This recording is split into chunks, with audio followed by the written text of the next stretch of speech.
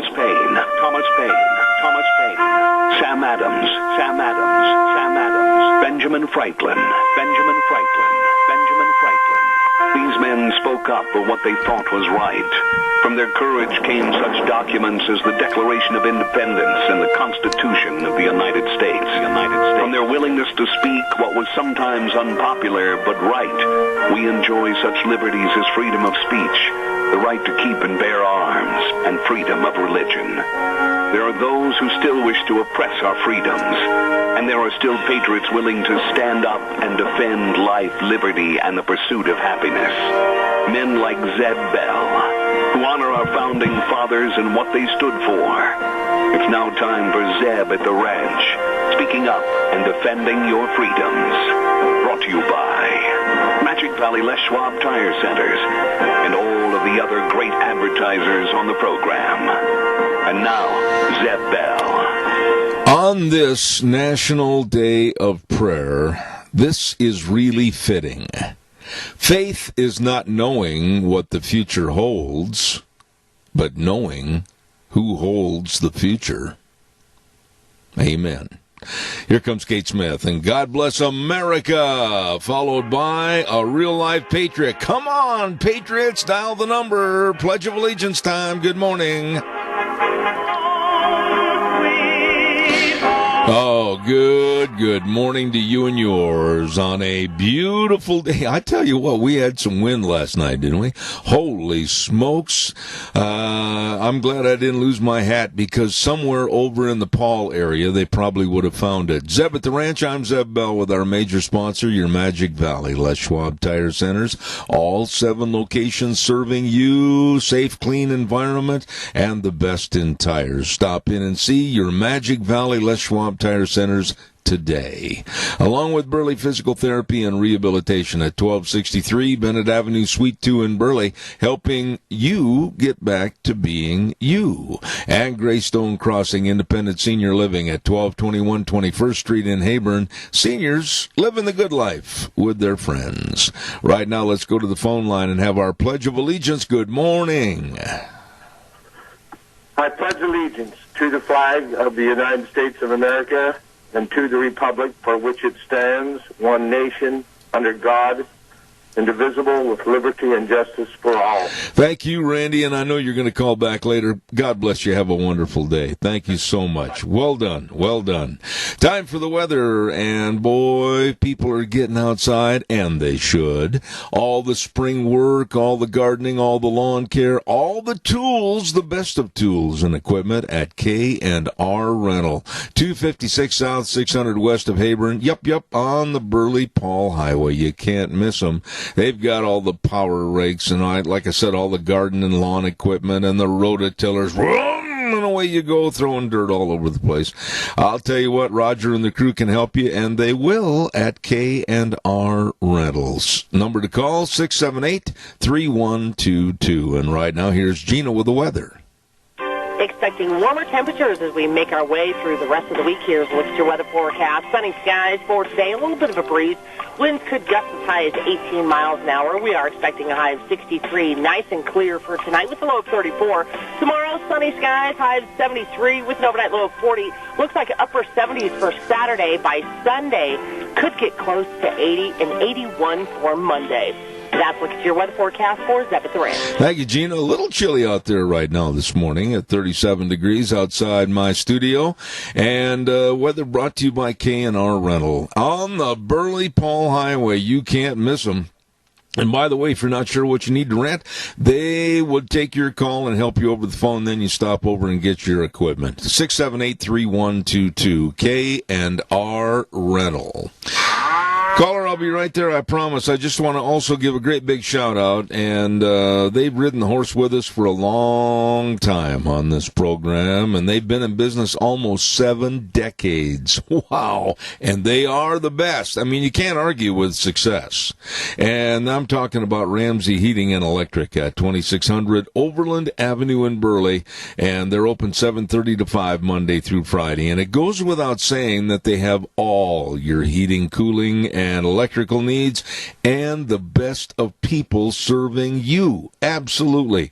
678-0459, the number to call. I urge you to do so. Ramsey Heating and Electric in Burley, where they provide warm winters and cool summers. Good morning. Good morning. Well, good morning to you, too. How's your blood pressure today? Why? Are you going to alter it? Well, of course. Okay. My God. You know, it seems like some of our elected officials have adopted a new norm. Do as I do, or do as I say, not as I do. And this certainly applies to the mayor of Chicago and the governor of New York. They tell us one thing, and then they break their own rules. Well, there's been a lot of stories, and truthful stories, about how you're right. Do as I say, not as I do. Andrew Cuomo's brother, Chris Cuomo, who is on CNN and a very loud-mouthed bodybuilder, that's what he is, honestly, and also a CNN host, was contracted and came down with the coronavirus, but he didn't stay in his basement as people thought he did. He left, and he was out on the bike paths, and he was jogging and everything, and when he was confronted by another person, he basically said some expletives, and basically he's above any rules or regulations. That shows you the elite attitude. The same with the Chicago mayor, the same with the governor of Michigan, Whitmer, all of these people. They just absolutely need to have a good pull on their chain because they are not better than we are. Well, you don't hear many of these stories about Idaho, and I'm so grateful for that. But we're sensible people. Well, I hope you're right. I don't think that there's been too many errors. I don't think there's been too many do as I say, don't do as I do type thing. I just honestly hope that our leadership in this state stays with common sense that has avoided other people like Cuomo and Whitmer, and especially down in California, Gavin Newsom, or Gavin Bothersome, I'm going to call him. But so far, so good. Let's get this country back to work because, Keith, this morning the reports are coming out that we have over 30 million unemployed, no jobs. This has got to change. This has got to change. In California, I call him Newsom. Very, very good. Hey, listen, man, I appreciate you kicking things off. God bless you. Thanks. Have a great day. Thank you. We'll do it. All right, sir. Thank you much. Calls are welcome. 436-2244, 1-866-927-4587. You know, I want to talk about that Texas salon owner again, because this is a perfect case of a leftist, left-wing loon judge that is nothing more than a power monger. And I'm going to talk about that in just a minute. Don't forget our friends at Dino Septic Service. Oh, they have been with us for quite some time, and I know firsthand they provide fast, fair, friendly service. All of those words, fast, fair, friendly, service, and get the job done for you. Dino Septic Service, with the septic tank pumping and the septic inspection, sewer and sink drain lines cleaned, water and sewer lines installed, backhoe services. I mean, the list is on and on. They're good. That's why they've expanded their business to serve more people.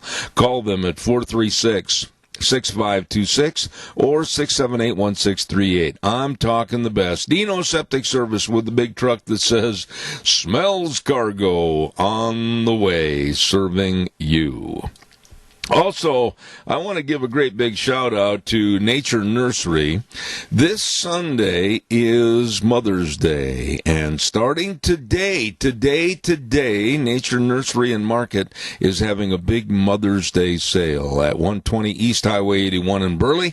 10% off hanging baskets and select trees, 15% off home decor, and if you spend over $150, you receive a free gift. I'm telling you, customer service and a great experience shopping at Nature Nursery and Market, 120 East Highway 81 in Burley. You stop in and see them today. All right, calls are welcome and appreciated. 436-2244, 1-866-927-4587. Over $500,000, $500K, has been placed on a GoFundMe page for the Texas salon owner that would not apologize, and I wouldn't either. She would not apologize for keeping her business open. A judge told her, you either apologize or you go to jail, and she had principles, and she said, if you think for 1 minute that I'm going to apologize for making sure that my business stayed open so that I could feed my kids and my employees could also get money, no, I'm not going to apologize. So he demanded that she apologize. She would not, and he sentenced her to 7 days in jail, of which she is in jail right now, possibly through Mother's Day. How ridiculously stupid. Caller, good morning. You're on the air. Well, it's all about power and control. You know, she's going to serve as the poster child of a bureaucratic, legalistic power and control, showing that they have the authority when, in fact, we are the bosses. They take an oath to uphold the Constitution, and certainly they violate that every time. And this whole thing, Zeb, is just unbelievable. And listening to the lieutenant governor, the governor, the attorney general, but here this guy, strong ties to the Democratic Party, has been brought out. I mean, it's all about power and control. Our elected officials take an oath to uphold the Constitution, or they're supposed to, including the Bill of Rights. And this lady doing the right thing. I mean, and we've got the same problem here. We've got people that got a little bit of money, but if you've got a business, you got a building to pay rent on, and all of the things all of the expenses is there, and you have no income, and the little bit of money you're getting from the government checks is not going to go very far. There's going to be tremendous amount of bankruptcies here in Idaho, nationwide. I think we're up to 33 million people unemployed now. Yep.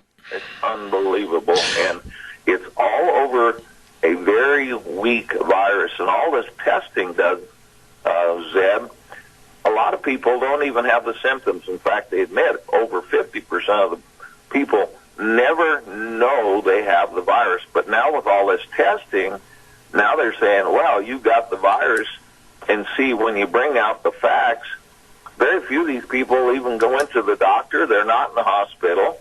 They've been working. They don't even know they got the virus until they do the testing, and then all of a sudden, well, you got to go home. Well, hold on. Adrian, hold on. I got to jump in here. I want to stick right now with this problem in Texas because it amplifies other problems across the United States. When this judge sentenced this mother to go serve 7 days in jail, he was literally putting her in the confines of an environment that could very easily, because of the stale air and the not outside attitude, he could very easily be subjecting her to the catching of the coronavirus. And the stupidity of this judge of letting criminals out because of fear of they being susceptible to coronavirus, and then putting a mother of three in jail for opening up a business and staying open and feeding her family. This is as dumb and asinine as it gets.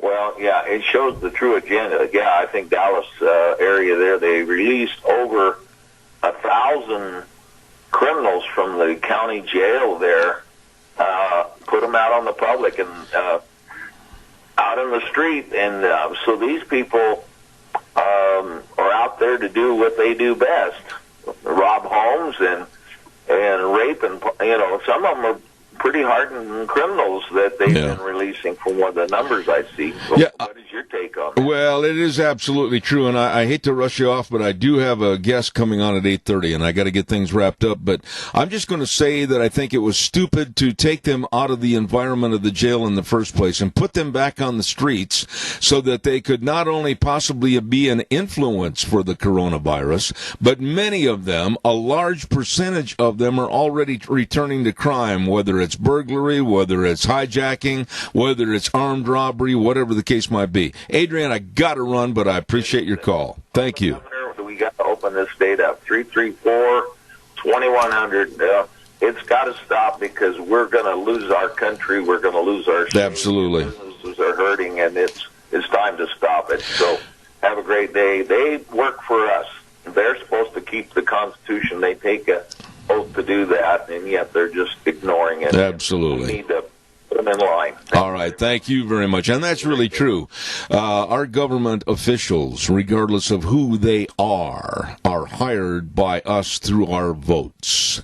Certified Pest Control, Kevin and the crew. Now, here again is a case where we have used them, and they did an outstanding job. Absolutely. Certified Pest Control. And right now they're offering an advanced spider and bug treatment starting at just $39.95 with a 3-month guarantee. I'm telling you, keep those pests away. Don't let them on your property.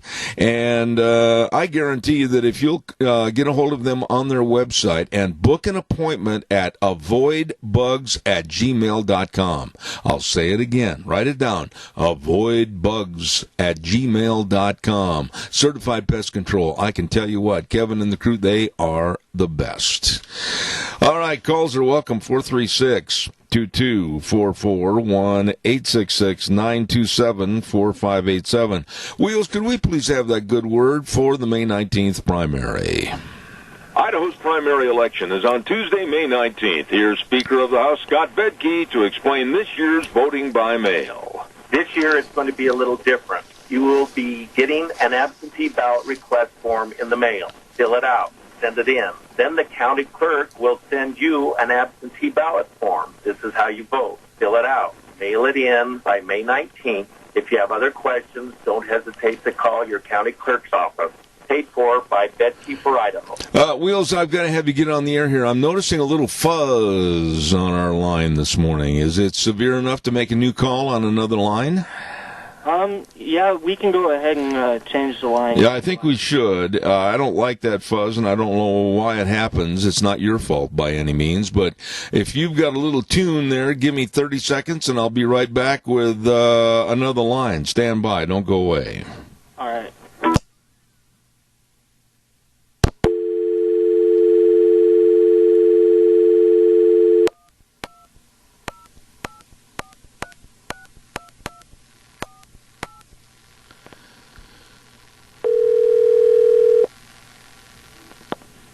Hello. Yeah, how's that? Quickly. That's much better. All right, let's go. Let's go. All right. Oh, thank you. Sometimes our phone lines are, in a simple word, rotten. And so we had to reestablish that. Thank you very much. Appreciate it.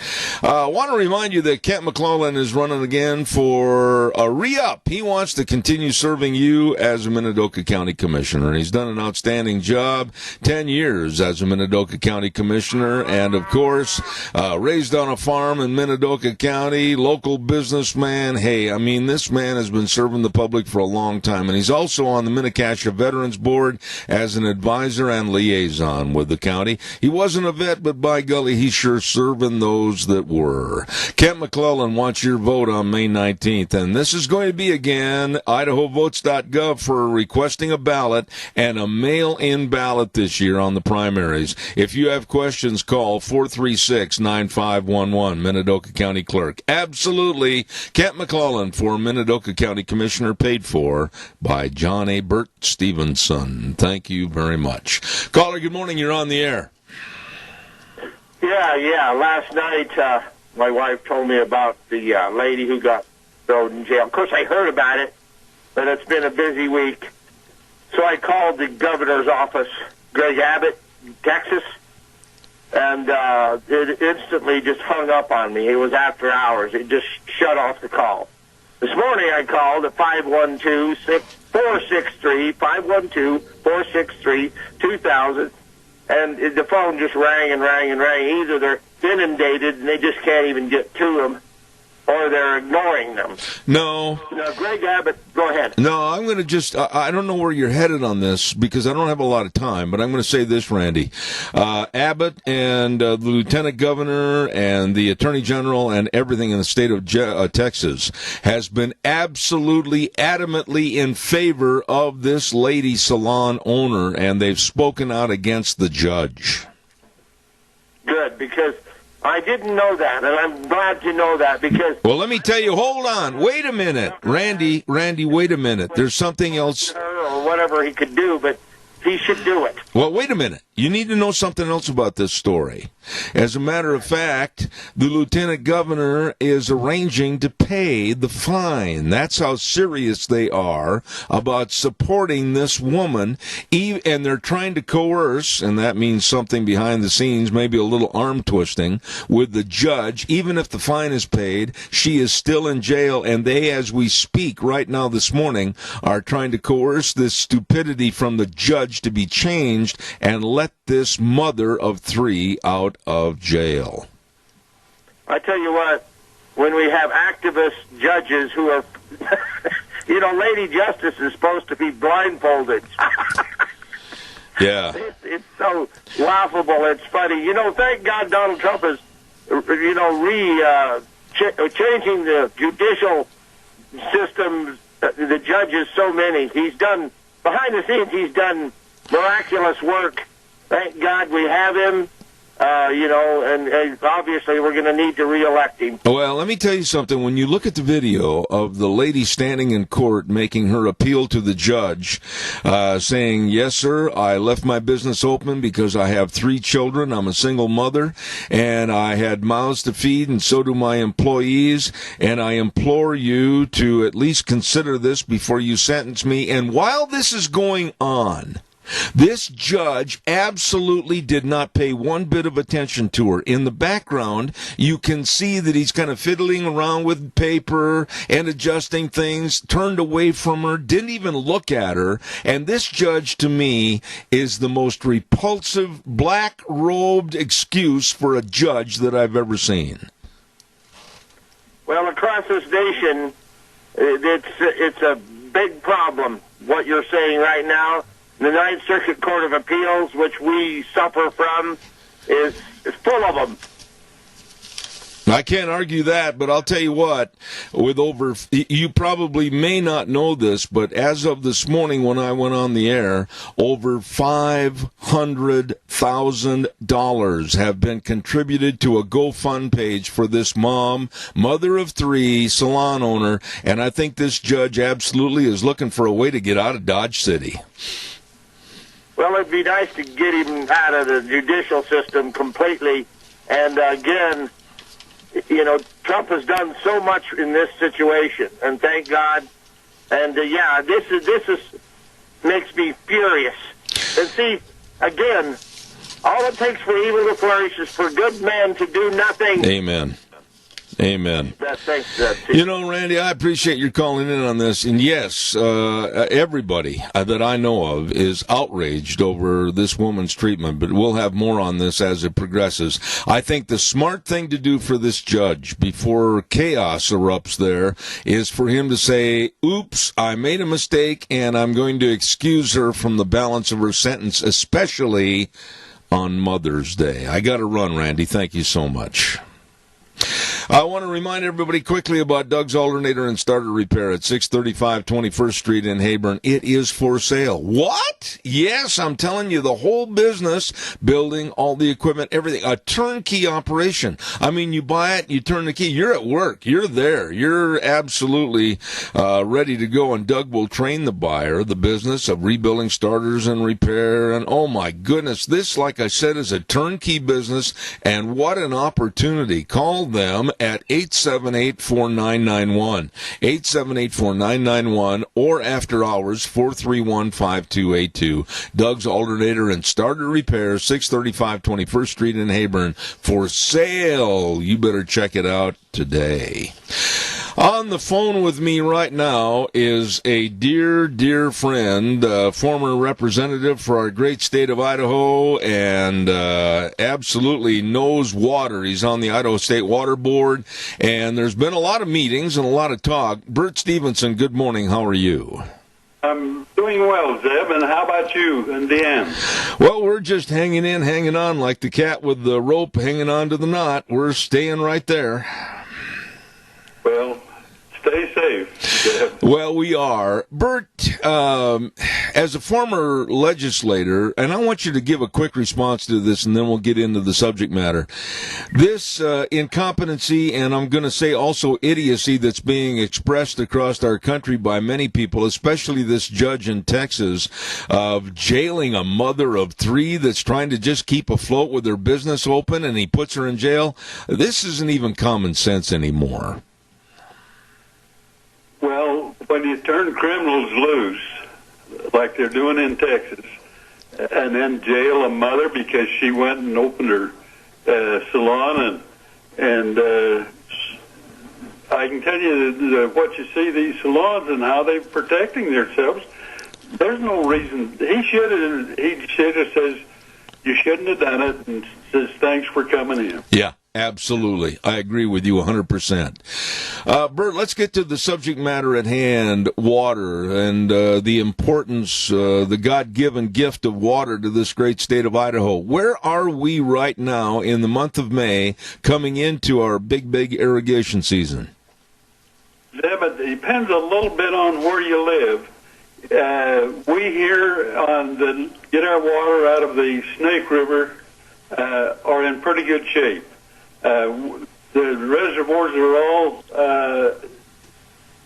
84% full on the Snake system here above Milner.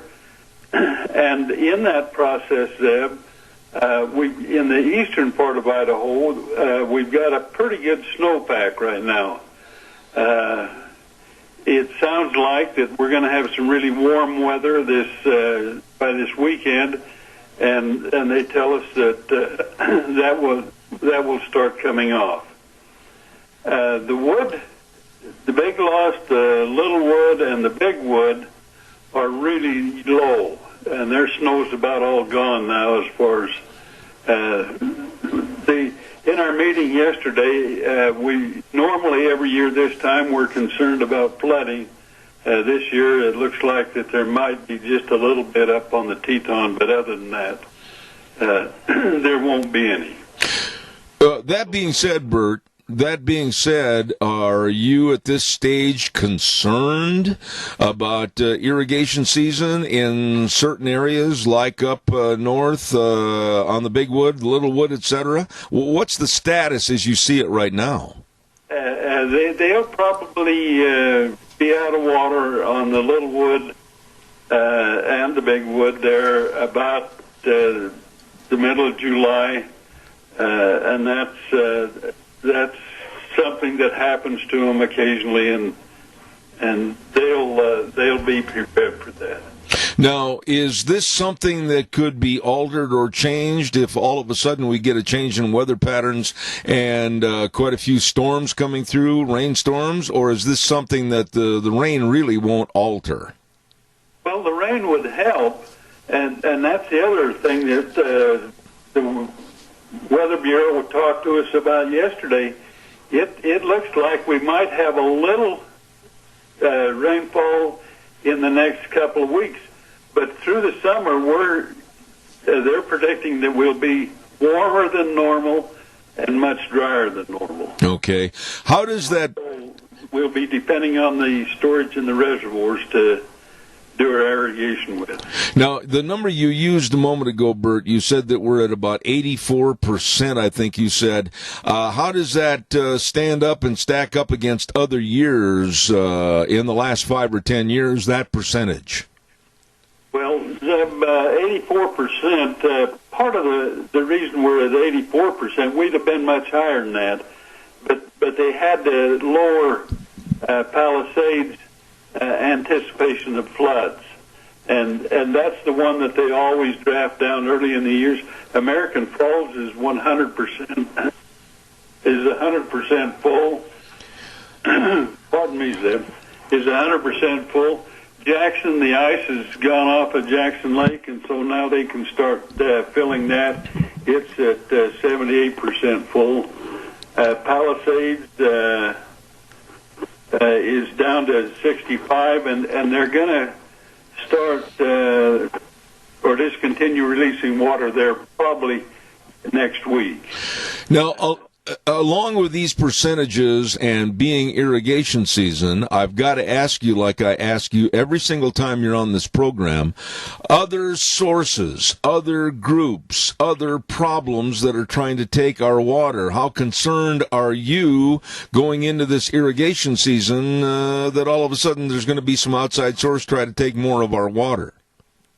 Well, we have that commitment that we have to release water for the flow augmentation down on the Columbia, and that will probably start here in the next week or 10 days, usually in May or 1st of June. But they'll take that, but that's what's happened for probably the last 20 years, and it'll continue to go. Every year they have those meetings, save the salmon. To heck with the farmers and the power users. Yeah. Now, Bert, as you look at this year, are you raising an eyebrow of concern, or does this kind of stack up as maybe typical or average going into the summer months? It'll depend on if we get some rains, which the weather people are not forecasting. And, of course, when you're forecasting out 2 and 3 and 4 months, weather people, that's a pretty tough deal. Absolutely. I want to have you address, if you would, it seems like every year we get newspaper stories about, you were referring to the salmon a minute ago, and people are saying, oh, we got to take the dams down and everything else.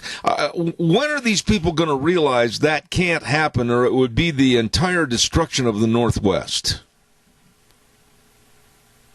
Well, Zeb, it amazes me that the last 50 years that I've listened to that discussion, it amazes me that we're still having to have that discussion. But we live in a society right now that seems more concerned about the environment than they are about groceries. Yes. I think that's very prominent today, more so than it has been. I absolutely agree. So overall, I'm sure you're going to have more meetings during the course of the year, but like a lot of farmers, and you've been doing this for a long time, it's kind of a rain dance time. You're hoping that we get some adequate rainfall. Well, we do.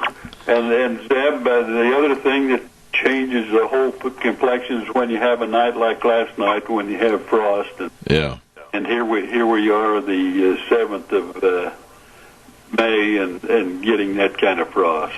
Yeah, and the wind didn't help anything either, did it? And crops, they can stand some frost, but when they have that wind before and then get that frost, it's tough on them. Bert, I want to say thank you. I wished I had longer to talk this morning, but I'm so glad you shared with us this morning the status of the water, and we're going to keep calling you and having you back on the air. To you and your lovely wife, Elaine, God blessing, and stay safe, my friend. Zeb, thank you for allowing us to give this report occasionally, and And I do appreciate you and what you do. Thank you, sir. Appreciate it very much. Thank you. Ladies and gentlemen, that's a former representative and a darn good one, too, Bert Stevenson, and he's on the water board, and we always get an update from him on the status of our irrigation season. Want to remind you, too, about Berry Equipment and Rental Sales, Service, and Parts, and I believe old Buffalo Bill Cody over there at 159 West Highway 30 in Burley. Yep. And then at the 465 Addison Avenue West location, Ely and Twin Falls, and, of course, the Nampa location. And they've got all the Bobcats of all the sizes. They got your trenchers and your scissor lifts, and they've got all the Doosan wheel loaders and excavators. Super good financing programs to buy and or lease. You better check it out today for all the lifting, digging, and pushing and carrying. Berry Equipment and Rental, Burley, Twin Falls, and Nampa. You stop in and see those good folks today. Holy cow. Give me a jingle on the landline, 436-2244, 1-866-927-4587. Today is the National Day of Prayer. And boy, do we need it. Why don't you take a moment sometime today. Stop. If you're driving, pull over to the side of the road. If you're in your office, if you're at home, maybe out working in the lawn, bow your head and pray for your family, your friends, and our country and you. National Day of Prayer. We've got a lot to be thankful for, but we've got a lot to pray for also. Caller, good morning. You're on the air. Amen, sir. Thank you. Thank you. Yep, I totally agree with you. I pray for our country every night. Well, believe me, the status that we're in with over 30 million people unemployed, we are on, nobody wants to say this word, nobody on the news wants to even mention it, but I will because it's a word that should scare people to awareness: depression. You know, Doug, you know as well as I do that nobody wants to mention that word, but when you get that kind of unemployment and you get the scare tactics that have been thrown at us by the left to stay at home, don't do anything, the government will feed you, look out. Exactly. But there was a lot of people out there mentioning that R word, the recession, and that's what they wanted, and This is what they're getting. I will not change my attitude. There's been some people that are gutless that have called me after my program and have chewed on me, but that's okay. They show their true colors when they say that, Trump did this, Trump didn't do any of this. Nothing. And as a matter of fact, if you want to go back and call spades spades and hearts and diamonds and little puppy paws, I can do all of this because Trump's administration was flying high and doing great. Mueller report, impeachment problems, everything was throwing roadblocks in the way of success for this Trump administration. And then all of a sudden, when that didn't work, we've got the coronavirus. And I don't think too many people are going to change my mind that this wasn't also part of the plan. There, I said it, and I'm not going to back up. Well, I'm in agreement with you there. There's so many, the way things have gone down and what happened in the last fall and what happened in Pelosi going to China in November and then coming back, and it has to be voted on before Christmas break. We have to impeach him before Christmas break. Yeah. And she impeaches him, and then she sits on it for 4 weeks. And then, in that meantime, that's when China announced they had the problem. Yes. But they also said there's no human to human. But China also restricted travel from Wuhan to the rest of China, but allowed travel from Wuhan to the rest of the world. There are so many people that live in a Cinderella world that I don't think they can see the woods because one tree's sticking in their eyesight. The Chinese ambassador to the United States, a guy by the name of, let me get his name, Tian Kai is his name. And he absolutely is criticizing you and me and other conservatives because we are saying that China caused this virus and they're to blame. Hey, man, I'm not going to weaken. It came from Wuhan, China, and the Chinese government tried to cover it up, and they dropped the ball. They dropped the ball on a lot of things. I don't trust this evil, sinister government as far as I'm concerned. The Chinese are absolutely untrustworthy in any category. Them and the WHO and even the, my mind just went blank. But no, I don't trust them at all because they have lied. They haven't told the truth. They did not let anybody in to analyze this virus. They destroyed evidence of this virus when they had it so nobody else could see it. That's right. So they've made their bed. Now they need to sleep in it. And we need to hold them accountable and make them sleep in it. You couldn't have said it better, and I'll tell you what, I just hope the politicians in this country, like they always do, they talk a good story in front of the cameras and the radio mics, but then when it comes to time to sit down and do something, oh my, a little milk toast and oatmeal sets in. Yes, and Lindsey Graham's one of the worst at doing that. Yes. All this information came out yesterday about the Mueller report, and Lindsey on TV last night, we're going to be holding hearings. Yeah. Why hasn't he been holding hearings? You know, I don't want to hear anything about down the road, 6 months, 8 months, 9 months, going into the fall, October, November. No. You get your butt out of that leather chair, put your wingtip shoes on the floor, and start stroking down the hallway to get this thing started right now. Exactly. And how would you like to be in Adam Schiff's shoes right now? You know, when you said that, I'm so glad that you articulated. But but as far as Adam Schiff is concerned, I honestly, and I know this sounds very vindictive, and it is, and I don't care. I want to see Adam Schiff with his bug-eyed approach to life. I want to see him suffer. I absolutely detest that man. Well, he brought it on himself. Nobody told him to go out and say that. And if they did, then he needs to turn coat and reveal who was telling him to say that. Absolutely. Yeah, I think we're going to see, and I've got another caller waiting, and I don't want to be rude and hold them out too much, but I think we're going to see, and maybe you think I'm wrong, tell me quickly, but when the Durham report comes out and when Barr gets finished with all the investigations of why the Democrats, why the left did everything they could to Flynn and others, whoo, baby, look out, it's going to be movie time. It will be. Get your popcorn and let's hope like heck that justice, we get equal justice under the law. Amen. And I also feel they should not be held trial in Washington, D.C. The crimes they committed were on the American people. They should take a pool of people across America to get their jury, not just Washington, D.C. I couldn't agree more. Doug, I got to run quickly. Seniors? Yes, let's take care of our seniors. I know we can't eat there yet, but help them what you can because they're desperate. And that young lady in Texas is my new hero. Absolutely. Got to run. Thank you, Doug. Appreciate it. Caller number 2. Now, you've waited long enough, but I'm going to ask you, please, have patience. I've got to get a weather forecast in or I'm going to be really in trouble. Stand by. I'll be right with your call, please.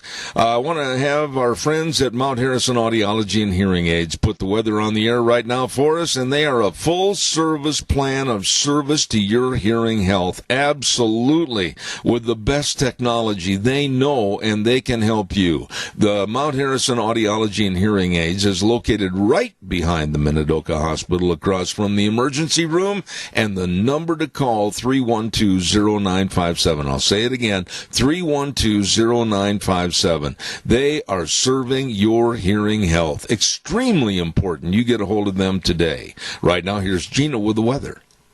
Expecting warmer temperatures as we make our way through the rest of the week. Here's what's your weather forecast. Sunny skies for today, a little bit of a breeze. Winds could gust as high as 18 miles an hour. We are expecting a high of 63, nice and clear for tonight with a low of 34. Tomorrow, sunny skies, high of 73 with an overnight low of 40. Looks like upper 70s for Saturday. By Sunday, Could get close to 80 and 81 for Monday. That's what's your weather forecast for Zeb at the Ranch. I'm loving that forecast. Thank you, Gina. Appreciate it a lot. And by the way, write that number down and please call the best. Serving your hearing and your hearing loss. They can help. They will help at Mount Harrison Audiology and Hearing Aids. 312-0957. You call them today. Caller, you have been phenomenal. Thank you very much. Well, thank you. But, I don't mind being on hold there because I'm listening to you all the time, and I really appreciate Doug and his knowledge. Well, Doug's a good old boy, seriously. I am very disappointed in this voting by mail. I'll tell you why, because day before yesterday, we received the first notice. Now, we filled it out immediately and sent it back. And now they're going to have to send us a ballot. Yep. And we get it filled out, and it has to go back. And the doggone deadline is on the 17th. Is that not poor planning? No. First of all, you're not right on that, Keith. There is not a deadline of the 19th, as a matter of fact. They are saying that your ballot must be returned to be valid by June 2nd. So let's not construe false information here. Well, the information comes on cable radio. No, I don't. Where? On the ads that I did with the legislators? I don't know where it comes from, but that's no. what they said. No. Fred and Kelly and Scott did not say that at all on the ads that we have put together. They want to get everybody to vote by May 19th, but they know that with the mail system and everything else, the deadline, and it says right on the card that everybody got, it must be received by 8 p.m. June 2nd, 2020 to be counted. It says that right on the information card. Well, when is the election date then? May 19th, as scheduled. Well, I could be wrong. I have been wrong in the past, and if I am, I apologize, but... No, you request... Listen to me. I wonder how many other people did, too. Well, listen to me on this. They know that it's going to be slow in the mails and people are going to forget to send those ballots in, but they want to get the crux of all the ballots out to the people, and they have May 19th primary election conducted by absentee ballot only, and when you receive your absentee ballot, vote. They're telling you to vote, but it must be received to be counted by June 2nd. So if you keep extending things, you know as well as I do, people procrastinate. So May 19th is the election date, and they want everybody to shoot for that, getting those ballots in. But because of the mail system and everything else and a laxity, they're saying it must be counted by June 2nd. So that's the way it is. Well, I appreciate you making that perfectly clear. All right, my friend. Because I misunderstood it, and if it was the way I thought it was, it would have been wrong. Okay, my friend, thank you. And by the way, we've got some new advertisements coming out with Kelly, Anthony, and Fred and Scott Bedke starting this next week, and I think they'll update a lot of the information. But that, if you've got that card, it's all on the card. Thank you. God bless you. Appreciate your call. Thank you much. He's gone. Okay. Calls are welcome, 436-2244, 1-866-927-4587. Oh, by the way, I thought this was so funny. I'm sorry. But, caller, I'll be right there. Stand by. The Supreme Court is on the job from their homes, and they're doing all their conversations on various cases via the telephone. Well, yesterday, and they didn't say who the justice was, but they forgot to mute their phone. How do you say this politely? Well, they went to the bathroom, and the toilet flushed on the tape and went to everyone's hearing. Caller, good morning. You're on the air. Yeah, we sure do have a messed up society, don't we? I'm afraid we do, but we've got to get a big broom and a dustpan and clean it up. What can I do for you, Tony? You know, it really amazes me where sexual predators in this country are put on a pedestal. Somebody like Trump comes along that actually really saved this country, and they are being trashed. Yeah. And this really upsets me. You know, it really bothers me to the point where I've had to rein my verbiage in quite a bit on this program. But here was a president that was duly elected by the people and the Electoral College, and he has seen since 2016 nothing but roadblocks and stumbling stones put in his path because of the Democrats' jealousy that they lost and he won. And I absolutely hope they get egg on their face permanently. I hope that bury Schiff, or whatever his name is, right up to his neck and all that dirt that he's caused.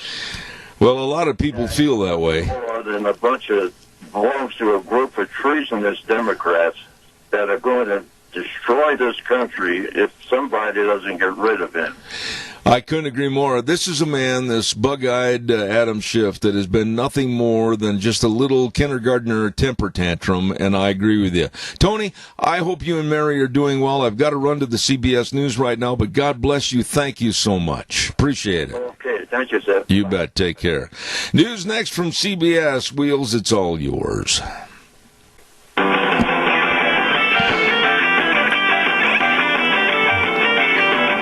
Oh, wind it up and let her spin for another hour. Good morning, and welcome back to Zeb at the Ranch. I'm Zeb Bell with our major sponsor, your Magic Valley. Les Schwab Tire Centers, all 7 locations are open and serving you in a very safe, clean environment with also the very best in tires and service to your vehicles. Stop in and see them today, your Magic Valley Les Schwab Tire Centers. Along with our friends at Burley Physical Therapy and Rehabilitation at 1263 Bennett Avenue, Suite 2 in Burley, helping you get back to being you. And Greystone Crossing Independent Senior Living at 1221 21st Street in Hayburn. Seniors living the good life with friends. Wheels, could we please have the good word about the May 19th primary? From the canyons of the Snake River and all across southern Idaho, we're all at the Georgia struggle. Western ways, services, we care about our community, our resources, and this free land. Western ways, services is landing ahead. Always at Georgia struggle. Western ways, services. Wheels, I think you punched the wrong button there, Buckwheat. Can I have the good word for the May 19th primary? Idaho's primary election is on Tuesday, May 19th. Here's Speaker of the House, Scott Bedke, to explain this year's voting by mail. This year it's going to be a little different. You will be getting an absentee ballot request form in the mail. Fill it out. Send it in. Then the county clerk will send you an absentee ballot form. This is how you vote. Fill it out. Mail it in by May 19th. If you have other questions, don't hesitate to call your county clerk's office. Paid for by Bedke for Idaho. Thank you very much, Scott. And right now, also, don't forget, today starts that great big Mother's Day sale at Nature Nursery and Market, 120 East Highway 81 in Burley. Ho, ho, ho. Mother's Day this Sunday. You better get on in to Nature Nursery and Market. 10% off hanging baskets and select trees. 15% off home decor items. Oh, she's going to love you. Spend $150 or more and receive a free gift. All of this with great customer experience at Nature Nursery and Market, 120 East Highway 81 in Burley. A great big Mother's Sale going on starting today. And while we have a moment, I want to also give a great big shout out and thank you to some folks that have been with us on this program for a long time, and that's Hanson Mortuary at 710 6th Street in Rupert, with Joel Heward, his family, and the staff. And believe me, they are serving you and your family with the best possible support and comfort when there's the passing of a loved one. And always remember this: they uphold the highest ethical standards with unquestioned integrity. I urge you to call 436-5636. I'll say that number again, 436-5636. Hanson Mortuary at 710 6th Street in Rupert. And Joel Heward also serving you at Morrison Payne Funeral Home on East Main in Burley. It's time now. Actually, it's a minute late, and that's nobody's fault, as we go right now to the Chamber of Commerce report for the Mini-Cassia Chamber of Commerce. Here is the President and CEO, Penny Main. Good morning. Good morning, friend. How are you doing? Hanging in, hanging on. That's good, and great idea to go shopping at Nature Nursery. Those folks are some of the nicest people I've ever met. Absolutely. Nature Nursery. Absolutely.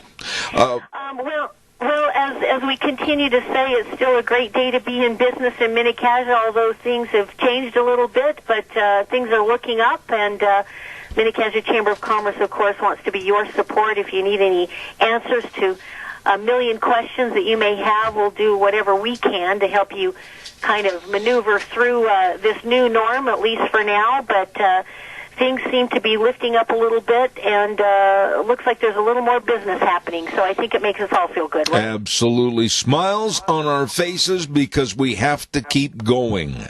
That's right. Yeah, that's critical for sure. You know, we here at the Chamber, of course, respect Governor Little, and we'll live by that and follow his rules and directions. But I think everybody is certainly willing to kind of get back to business and get back to the business of life, and as we knew it. At least a version of that. That's for sure. Speaking of that, we should know something here in the next 2 or 3 days with regard to hopefully stage 2, which begins May 16th.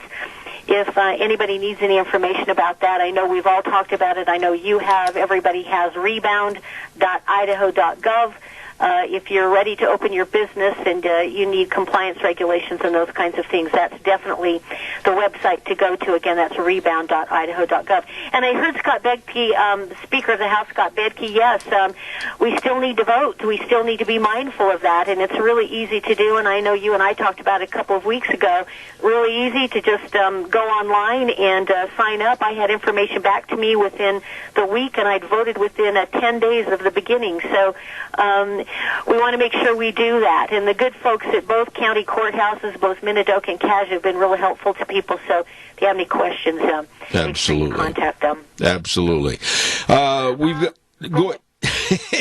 we're kind of like the people on Fox News that because they're doing it from their homes, they can't figure out who's going to talk next.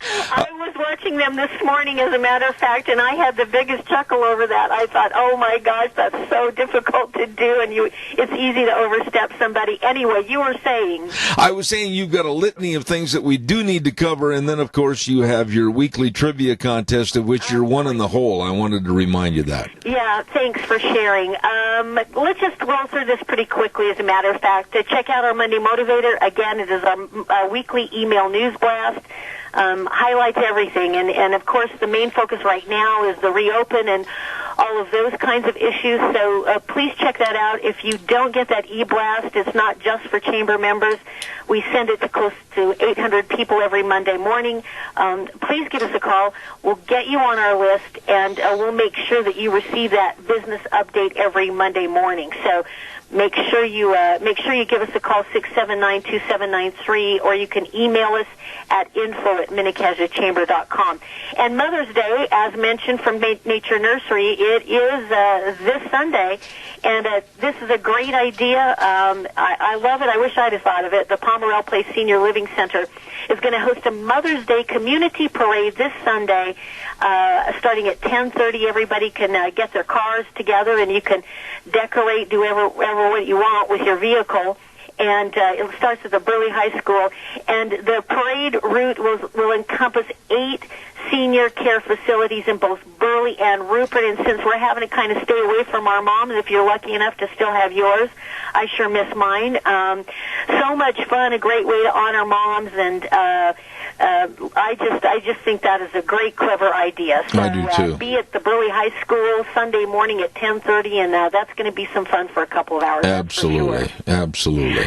You know, a couple of other people, a couple of other situations that are kind of, curtailed by COVID. Our graduations this year, we're kind of putting a note out. I know there's some question about are some high schools actually doing an actual graduation, possibly outside this year. We'd sure like to know about that. So if anybody knows anything with regard to upcoming graduations, primarily for seniors, I know CSI has their big one tomorrow. It's all going to be virtual, but we'd love to be able to give a shout out to the schools, and if you've got some special details for that. So other than that, save the date, September 2nd, our golf scramble. We're going to be ready to golf and have some fun, and we'll be starting that up the front part of June, getting that ready, our biggest fundraiser of the year. So hopefully you'll be ready to play some golf and support the Chamber of Commerce at the time. And, you're going so rapid fire, I had to just kind of sit back in the saddle for a minute and let the world pass by. Former Jerome High School and junior high school cheerleader, when you say go, we go. Right? Oh, man. You and Deanne both, and she still can wear her cheerleading outfit. You go, Deanne. I believe it. Yeah. She still looks great, too. Well, I'm pretty proud of her, I'll tell you that. What about contacting the Chamber for questions, and you can answer anything? If I can't answer it, by golly, I'll find someone who will. info@minnecassachamber.com. Again, our doors are going to be closed probably through the end of May. And we're just making some preparations to open up our visitor center. There will be some restrictions, but we need to make sure we're following protocol as well. And so we're going to take the month of May to make sure we're in good shape with that. But you can still call us because Lorena and I are working every day behind closed doors, but we're here, 679-4793. Make sure you like us on Facebook as well. Okay, I'm ready. Oh, are you really? No, I'm not. Okay, now this is an easy one because I really do, down in my heart, I want you to pull even and be, at 500%, really. Seriously. Okay. Yeah. Now, the down in the heart thing, that's kind of stretching it a little bit, don't you think? Possibly. Yeah. That's what I thought. Okay. Anyways. This is an easy question. And, Wheels, we got a little feedback here if you could ride that game just a little bit. On the television show, and I know you've seen this 1,000 times. Don't know anything. What is it? On the TV show, Everybody Loves Raymond. What was Raymond's occupation?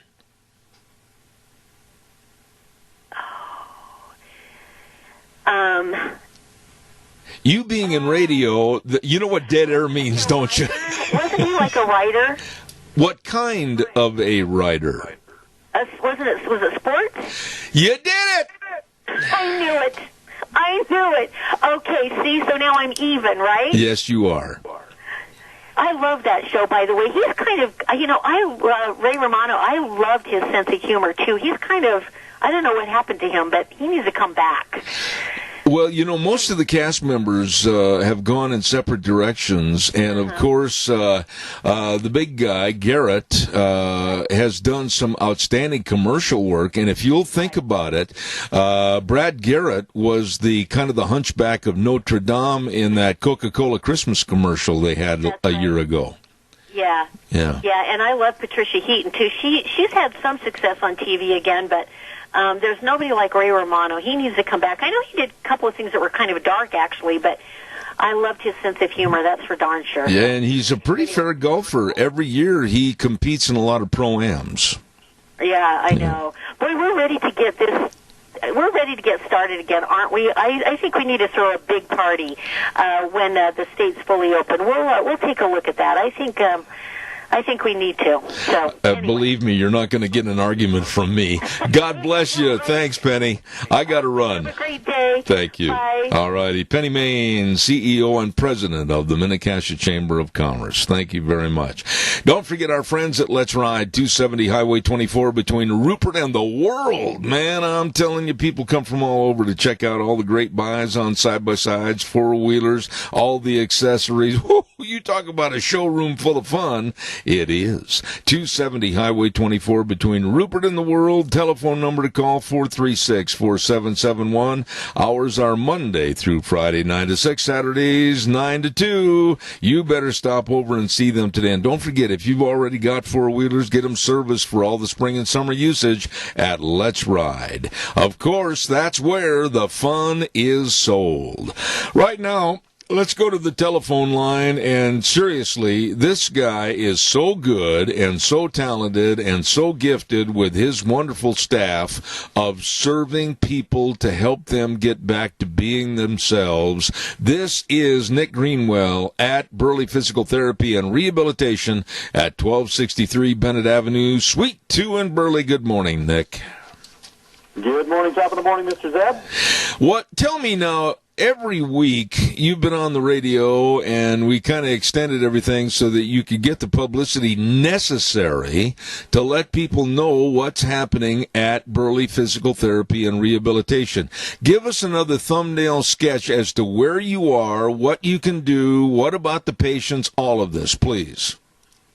You know what? We are moving forward. Some of the hospitals in the region have opened up a little bit more and are doing a few more elective surgeries.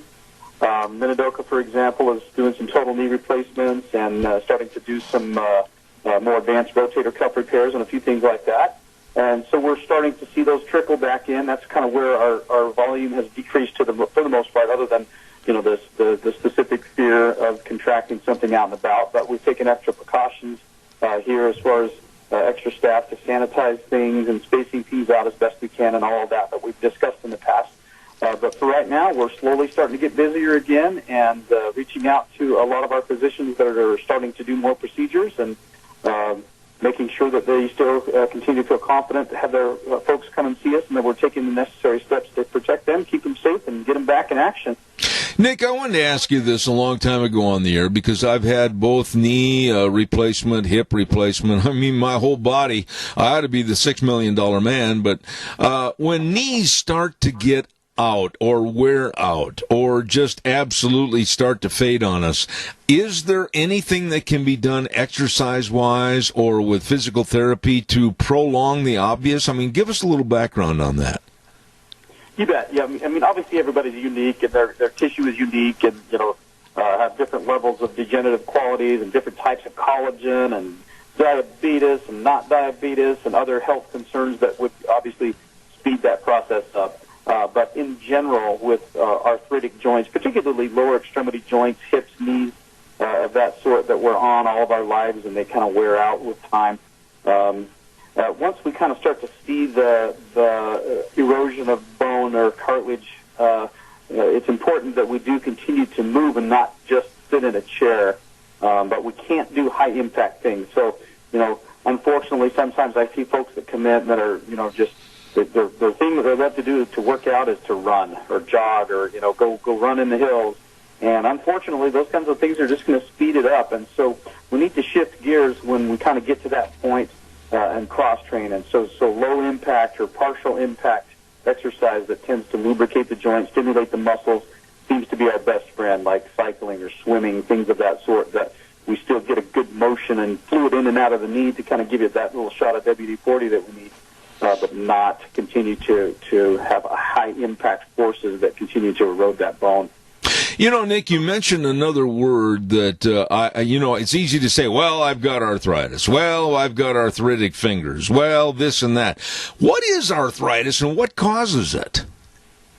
There's a bunch of different types of arthritis, but what we typically deal with mostly here would be, your generalized osteoarthritis, meaning a progressive degenerative change in the joint of the cartilage, yielding chronic inflammation in the joint. And so, again, there's a whole wide variety of arthritic conditions, from rheumatoid arthritis to psoriatic arthritis and all kinds of things. But again, when we're kind of talking about that degenerative change and that wear and tear, typically we're talking about osteoarthritis, which is an inflammation in the joint because of degenerative qualities and, consistent pressure and use. And so, there are medications that people take for on a daily basis for a long period of time to kind of help with that generalized joint inflammation the meloxicams and the Mobics of the world tend to help for a certain period of time. But, oftentimes it gets to that point to where the degenerative changes are such that they're, essentially just bone on bone, and there's not a whole lot we can do medication-wise and all of that at that point. And again, it's just important to try and lubricate them as best you can without a lot of force. And when it gets to a certain point, it's pretty clear that it's time to get them taken care of. And they have some really good procedures out. They have robotic assistance devices and all kinds of things to help with alignment. And we're seeing a lot of those post-operatively now, and we're not seeing near the amount of post-operative pain and swelling both on the inside and the outside of the knee at this point because they're so well aligned. I see. Nick, respond to this. You and I talked about this one time, that elderly people, when they start developing maybe the arthritis, or they start developing maybe after years of farming or whatever they did, walking on concrete at their job, start developing problem with the knees and the hips and everything, it seems like they kind of put it off on the back burner because of fear of the unknown. But boy, in my case, when I did my hip and my knee, I felt 10,000 times better. But it's hard sometimes to sway people to go get that taken care of, isn't it? It's hard to pull the trigger on something like that. It's a pretty invasive procedure, and of course it's going to, alter your life considerably for, at least 6 to 8 weeks as you're rehabbing that. And most people kind of hit that point, 2 or 3 weeks after surgery where it's like, okay, now at this point I feel like it was worth it and I'm starting to feel better. But, and there's always someone out there with a horror story, right? That their uncle or their aunt or their friend or their coworker said, "Oh man, I went so and so, and I got my knee done or I got my back surgery done, and I have just had nothing but problems since." And there are those out there that unfortunately suffer those types of consequences. But for the most part, a high majority really, really do well. We have some very skilled surgeons in the area. And, boy, we sure get good outcomes with, I would say, 95% plus of those, especially with, your standard joint procedures, your total joint placements, and those rotator cuff repairs, things like that we see so many of. And there's been so much research and so many technological advancements in the operative care. And then we're continuing to do research all the time in rehab to find out better ways of rehabilitating those procedures and making sure that we don't overstress the tissues and that we're efficient and using the most current research and techniques and equipment to do that. I'll tell you what, folks, they've helped me immensely at, of course, Burley Physical Therapy and Rehabilitation at 1263 Bennett Avenue, Suite 2 in Burley. And it's so easy to sit down and talk to Nick and the other physical therapists, and they can tell you exactly what they can do to help you in your current situation and do an evaluation. They are literally helping you get back to being you. Wouldn't you agree, Nick? I would highly agree. We're really proud of our staff and our facility here. We've been here for 21 years and have a really, really high standing with all of the medical practitioners in the area and out of the area, and gained their confidence in that the folks that they send us are going to get well taken care of. One thing of note, too, that I think I mentioned last time, we now have a certified hand therapist. I have a gentleman that's coming in 3 days a week. His name is Kim Schneider, and he's got about 21 years of experience, and all he does are hands and elbows, upper extremity stuff, and he's phenomenal. So if you have a very specific need for anything like that, maybe you do have really nasty arthritis in your hands or something like that, he's definitely the guy you want to come and see. You know something, every time I talk to you, and we've known each other for years and years, I learn more, and I'll tell you folks, this man is a straight shooter. I really recommend getting hold of him today. Burley Physical Therapy and Rehabilitation, 678-1191. Nick Greenwell, God bless you, man. Thanks for being on the program. Absolutely. I have one other thing I wanted to throw out real quick, Deb, if you have 2 seconds. Yes. Down the road at Elite, we finally got the green light, and we will be opening the doors again on the 16th of this month. So if you're an Elite member or a prospective member, make sure you give us a call. We've taken a lot of precautions over there, and we've updated things, we've painted things, we've improved our equipment, and we're also opening a daycare. So if you got little ones and you don't have anywhere to take them when you go to work out, we're opening that on June 1st. So big things happening there as well. All right, we need to highlight that more next week, and we will. Thank you, Nick. I appreciate it. Have a good one, Zeb. Thank you, sir. Excellent. Nick Greenwell with Burley Physical Therapy and Rehabilitation, and just an outstanding young man, really. All right, calls will be welcome in just a few minutes, but I got to pay some bills. Cameron and Siemens Insurance, Highway 24 in Rupert. Oh, I mean, service, the name of the game over there. They really take care of you when you talk about life insurance, health insurance, retirement planning, employee benefits, all of this and so much more.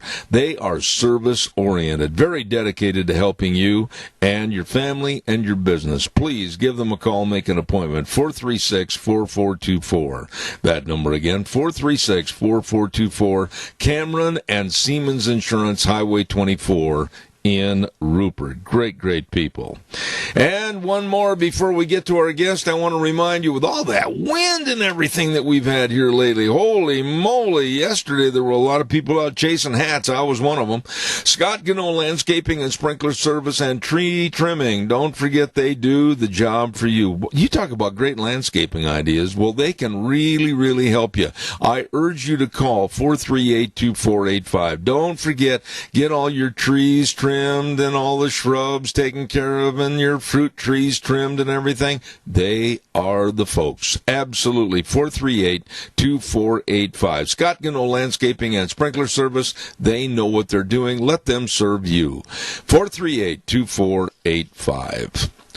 Right now, let's go to the phone line, and this lovely lady has been on the program numerous times in the past, and I always enjoy her straight-shooter attitude when it comes to talking about various issues, and the coronavirus is what we're going to talk about this morning. Karen Cataline, how are you? Is Karen there, Wheels? She should be, sir, but let me go ahead and check again. All right, Karen, if you're there, please speak to me. It gets lonesome just a one-sided conversation. I believe she's there, hopefully, and we'll get her on the air. Later on this morning, I also want to remind you that we're going to have Cassia County School Days with Dr. James Shank, and then at 10:30 this morning, we got John Ellis on the program, and I'm looking forward to having him on the show. Is she there? You know, sir, I had her there. She's well, no, just call her back. Call her at that number, please, right, and we'll try to reestablish. While we're waiting, we can take a call or two on this National Day of Prayer, of which at 10, let's see, what time is it going to be? It's going to be about 10:52 this morning. We're going to have Pastor Alex Lissau with a prayer for our National Day of Prayer on our program this morning. And a reminder that next Monday at 10:47, we're going to start a new segment with the Minidoka Animal Control, and Deb Hines is going to be the spokesperson.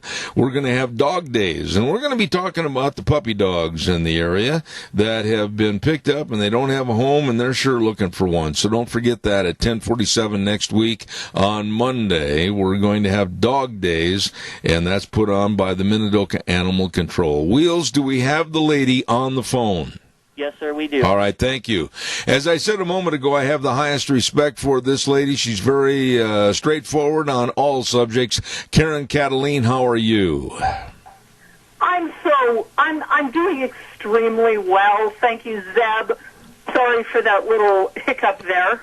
Well, that's all right, as long as... It's good to talk to you. How are you? I am doing 110. Thank you very much for asking. Karen, I'm at the end of my rope, and I make no bones about it, nor do I make any apologies. Since March 1st, most everyone that's an American citizen has seen their life turned upside down because of the coronavirus. We were absolutely warned, and we were made wary of how supposedly deadly the virus can be. But as we go through the narrative on the coronavirus, maybe we're finding out that it's not everything it was cracked up to be. What are your thoughts? Zeb, you're such a master of understatement. I'm glad to hear. I'm sorry, but I'm also glad to hear you're at the end of your rope, because it takes conservatives who generally have long fuses, and I don't just mean conservatives, I mean generally Americans who've enjoyed such freedom, such incredible blessings from this country, the first reaction is to be gobsmacked like I was, like everyone was. The second reaction is to be unwilling, just plain old unwilling, to admit and have to face the fact that there are so many people in this country that have been working to bring it down, and coronavirus is merely the excuse. Does that mean coronavirus doesn't exist? No, it does not. But it does mean that it is being used as a battering ram to bring about precisely the socialist nightmare that many of the people have told us they wanted to do. And we just don't want to believe it. We thought it was just an ideology that a few crackpots had. And as we continue to see this ugly, corrupt, deep state and globalist socialist agenda, this virus is affording those people to go for broke and turn this country in a heartbeat into what is headed for a real crash, a crash of the economy, a crash of freedom, a crash of liberty, a crash of people's lives, liberty, and the food chain, all of it. I never thought I would see such things happen, and we've got to get smart, and we've got to get smart quickly. Karen, I think everything you said, I absolutely will stand behind and endorse. But I have some great concerns right now, dear lady, that maybe, and I'm not trying to be pessimistic, I'm being realistic. I'm wondering if maybe the door to the edge of the canyon hasn't been opened, and there's going to be some pushing right now to push us over. With all that being said, I question whether our economy can come back with over 33 million people unemployed right now, and all the jobs that are left that are not going to be served, because many of them are taking unemployment that in many cases is paying them more to do nothing than go back to work. I'm scared about this situation. Well, very frankly, Zeb, anybody who's not scared about what we are watching that is completely off the scale from the rule of law, from constitutional principles, from due process, all the things we saw hints of before this happened, if they're not fearful, then they're simply not watching. And so the question is, what do we do about it? What can we do about it? And we are seeing a level of pushback. Nonviolent resistance is what I believe is called for at this point. If anybody has not watched when they've been home, and I know I've said this before, if they have not watched the film Gandhi from the early 80s, it is a political masterclass in nonviolent resistance. It does not mean that you always win. It means that there are some hard times. But are there not hard times now when people are knuckling under to a tyranny from certain people who are talking to each other and imposing outrageous, unconstitutional restrictions on us, our liberty, our willing, our ability to travel, our ability to make a living, our ability to feed our family? Now we're seeing punishment if you don't submit to poverty. And all of this is, frankly, we just got to say it straight out, is to crash the capitalist free market system. Yes. That's what's being done. The only way it will not be done is to give so much pushback in a nonviolent resistance way, because it works. It can work. It does work. And if we're smart and we get behind nonviolent resistance, it's a challenge. Believe me, we're David. They're Goliath. Yeah. But America has prospered under some of the most horrendous circumstances, and frankly, this is among the most horrendous I've ever seen, because America is under attack from within. I never in my lifetime, and I'm an old man, I never in my lifetime, Karen, thought that I would listen to and watch on television a absolutely witless mayor, or I should say governor, pardon me, of Michigan, Whitmer, make an edict that people can't go out on the lake and go fishing unless they're in a kayak. People can't go to a big box service store and buy gardening utensils and or tomato plants because she didn't want them outside. This is nothing more than Gestapo politics, and I can't stand for it, and I won't stand for it. And they're recommending and they're dictating things that are the exact opposite of what needs to be done. That's right.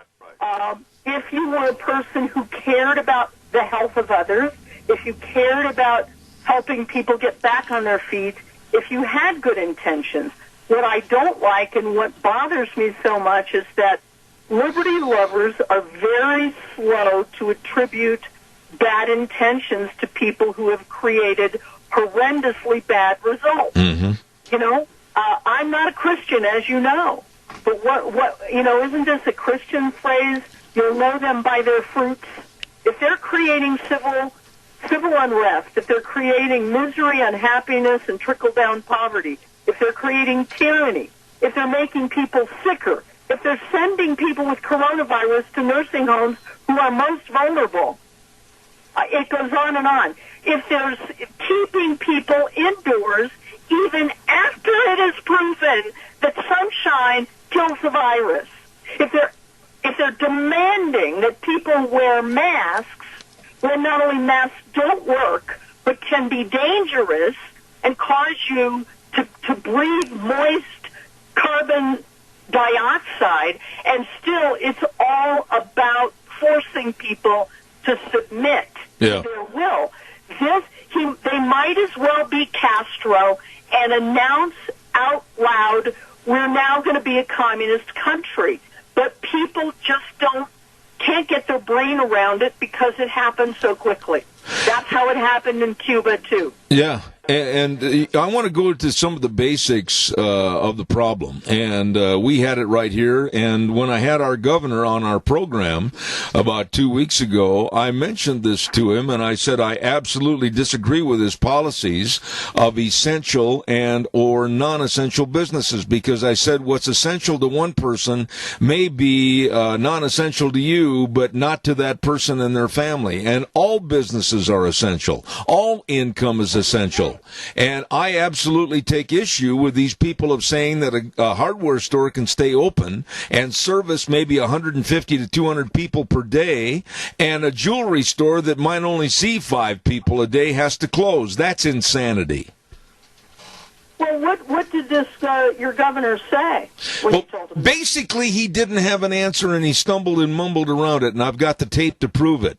I just absolutely think that any governor that sits there and plays Solomon with a wand and says, well, this is essential and that's not essential, that's absolutely asinine, as is the case of what just happened in Texas with a judge that shouldn't have a black robe and sit on the bench because he's not smart enough, issuing a mother of 3 that had to keep her business open to feed her kids, and she was sentenced to 7 days in jail over Mother's Day while other criminals go free. That is absolute insanity. Well, and you don't have to be a conspiracy theorist to look at how the same ideological group that talks to each other, that is pushing the same narrative, that are the same global socialists, are doing the same thing. It's not like they work in a vacuum. Is your governor a Democrat, or is he just a weak Republican? No, he's a Republican, and I know that I know Brad very well, and I can call him by his first name. I don't like titles all the time because I don't believe in them. He is the governor, and I know he was put between a rock and a hard spot, but this country has got to get back to work. It's not right for anyone to say essential or non-essential when they have their life savings and their entire life put behind the promotion of that business to generate an income and hopefully a retirement. I am fed up with people trying to control other people's lives. Well, Jeb, it's patently, blatantly, ooh, that rhymes, unconstitutional.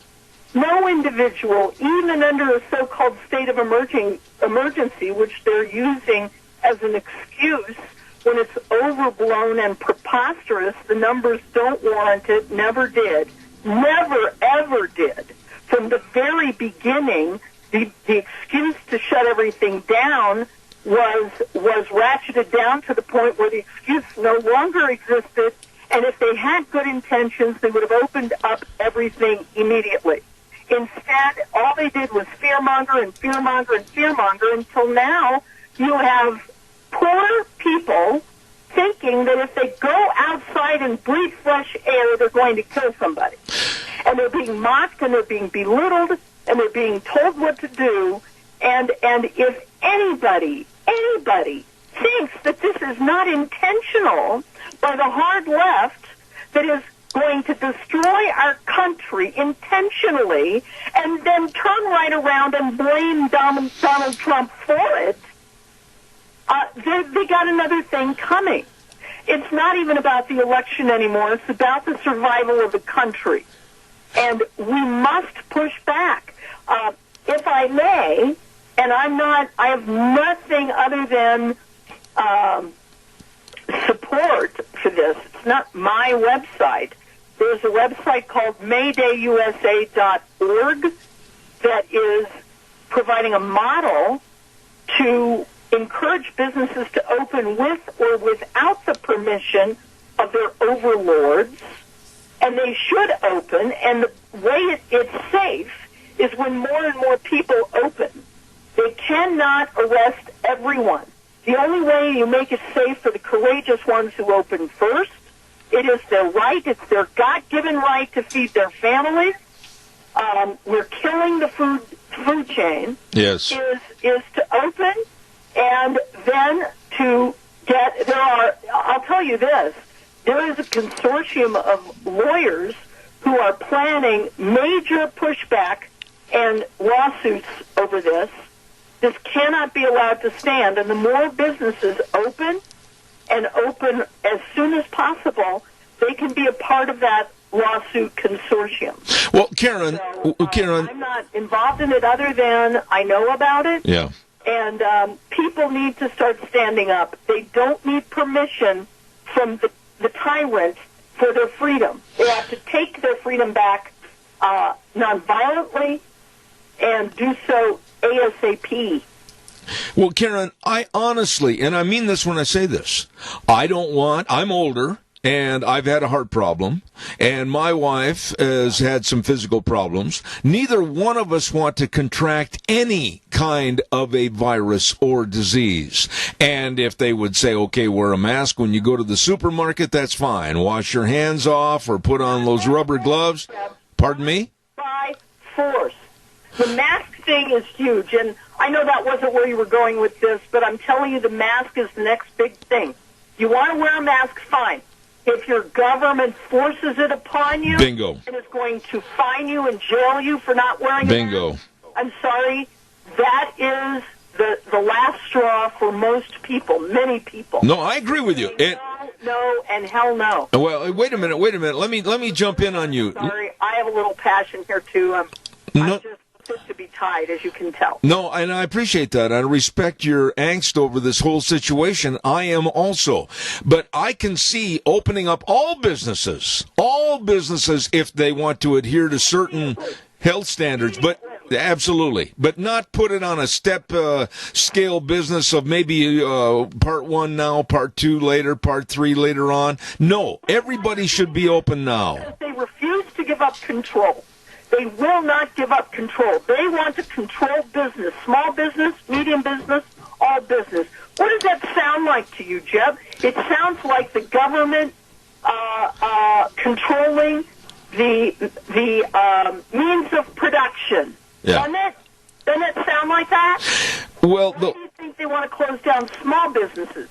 Because they're harder to control than big conglomerates who can get temporary favors from the government, and they'll get shut down too. All I can... The socialist takeover of our country. Yes. I'm not a radical. I'm not a yahoo. I'm passionate about liberty. But until people start paying attention to it, they're going to wake up one day, and then they're going to be so livid they'll do something stupid. Let's not do stupid things. Let's do smart things to fight back for our country. And in my opinion, that requires courage and civil disobedience. I couldn't agree more. Karen, I read your article. It's outstanding. And I'd like to refer my audience to more of your writings. Give us your website so that they can follow Karen Cataline. Was that a cow? Yeah, but I'll tell you what happens on my program, Karen. When there's a call, because it's Zeb at the Ranch, a cow sounds. So bear with me on that. We'll take a call, but quickly, tell me your website so that everybody can follow you. It's KarenKataline.com, KarenKataline. I'm on vacation from writing. I'm still doing my show, Spouting Off, which gets syndicated in various markets.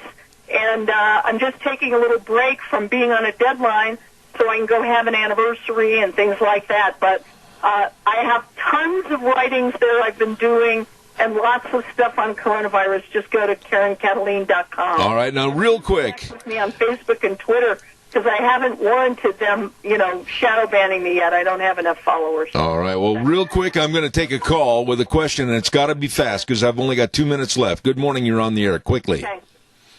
Well, from the last logical, practical place on earth, Idaho, these governor of Idaho, who has absolutely never answers to the people that make a difference. I don't know who he's listening to, but it isn't us. It isn't the farmer who's disking under his crops because he has to cut back on production. It isn't the dairyman who has to cut back on production of his milk, and he has to slaughter 10% of his herd, and they're dumping milk.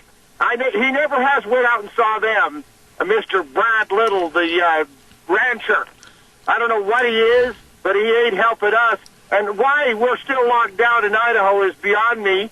Up in Christy Nome, the people love her. Up in South Dakota, God almighty, it sure would be nice if we had her. Thank you. I'll hang up. Respond quickly and real quickly. Anniversary. We wanted to go to Israel. We couldn't. We wanted to go to Florida. We were told we had to wear a mask just to go to the airport.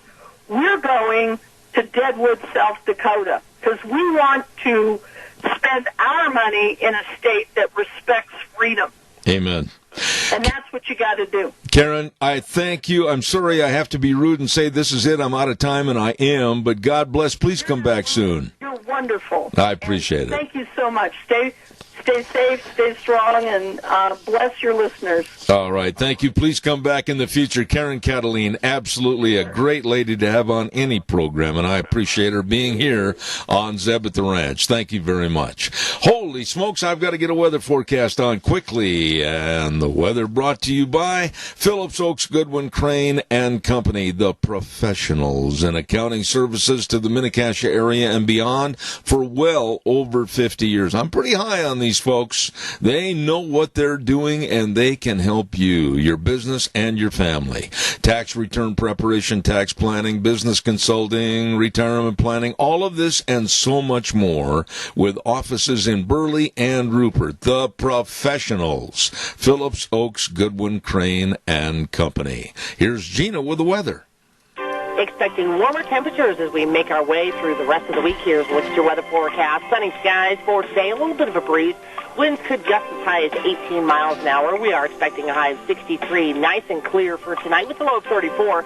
Tomorrow, sunny skies, high of 73 with an overnight low of 40. Looks like upper 70s for Saturday. By Sunday, could get close to 80 and 81 for Monday.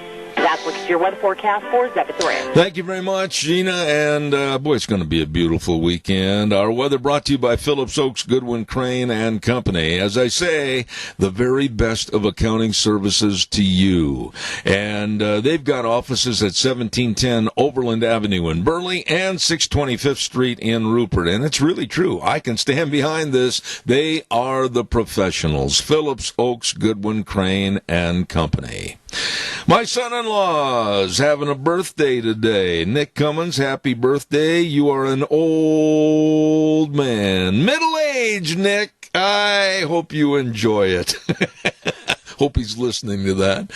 By the way, if you're hungry and starving to death like I am at this particular time of the day, I know some great places where you can go to get a great, great meal. I'm telling you, I'm so proud of these people. They've been with us for a long, long time. All of these restaurants. AC Drive-In at 601 East Main in Burley. Oh, my. Hours 11 to 9 every day. And I'm telling you, they're there to serve you with absolutely phenomenal food. I love those famous Farmer Brown burgers and the fries and the special sauce and maybe a milkshake. Oh, there goes my diet. I love it. And all kinds of burgers. They've got it all for you right there. Fish and chips, the shrimp. Oh, you're going to love the AC Drive-In, 601 East Main in Burley.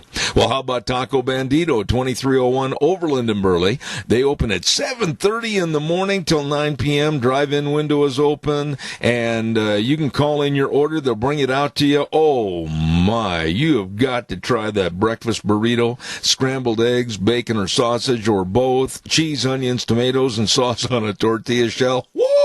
Knock your boots off good at Taco Bandito, 2301 Overland in Burley. Let's move on over to Burgers Etc. I'm drooling. I'm so hungry. Burgers Etc. 2 locations, 124 South Oneida in Rupert and 700 Overland in Burley. The lobby's open for takeouts and the drive-thru is open. My goodness, fish and shrimp and halibut baskets. You can have one for the halibut. And don't forget 2 corn dogs and burritos for just $1.29 each. Wow! Great burgers. It's all there. Nice people, too, at Burgers Etc. in Rupert and Burley.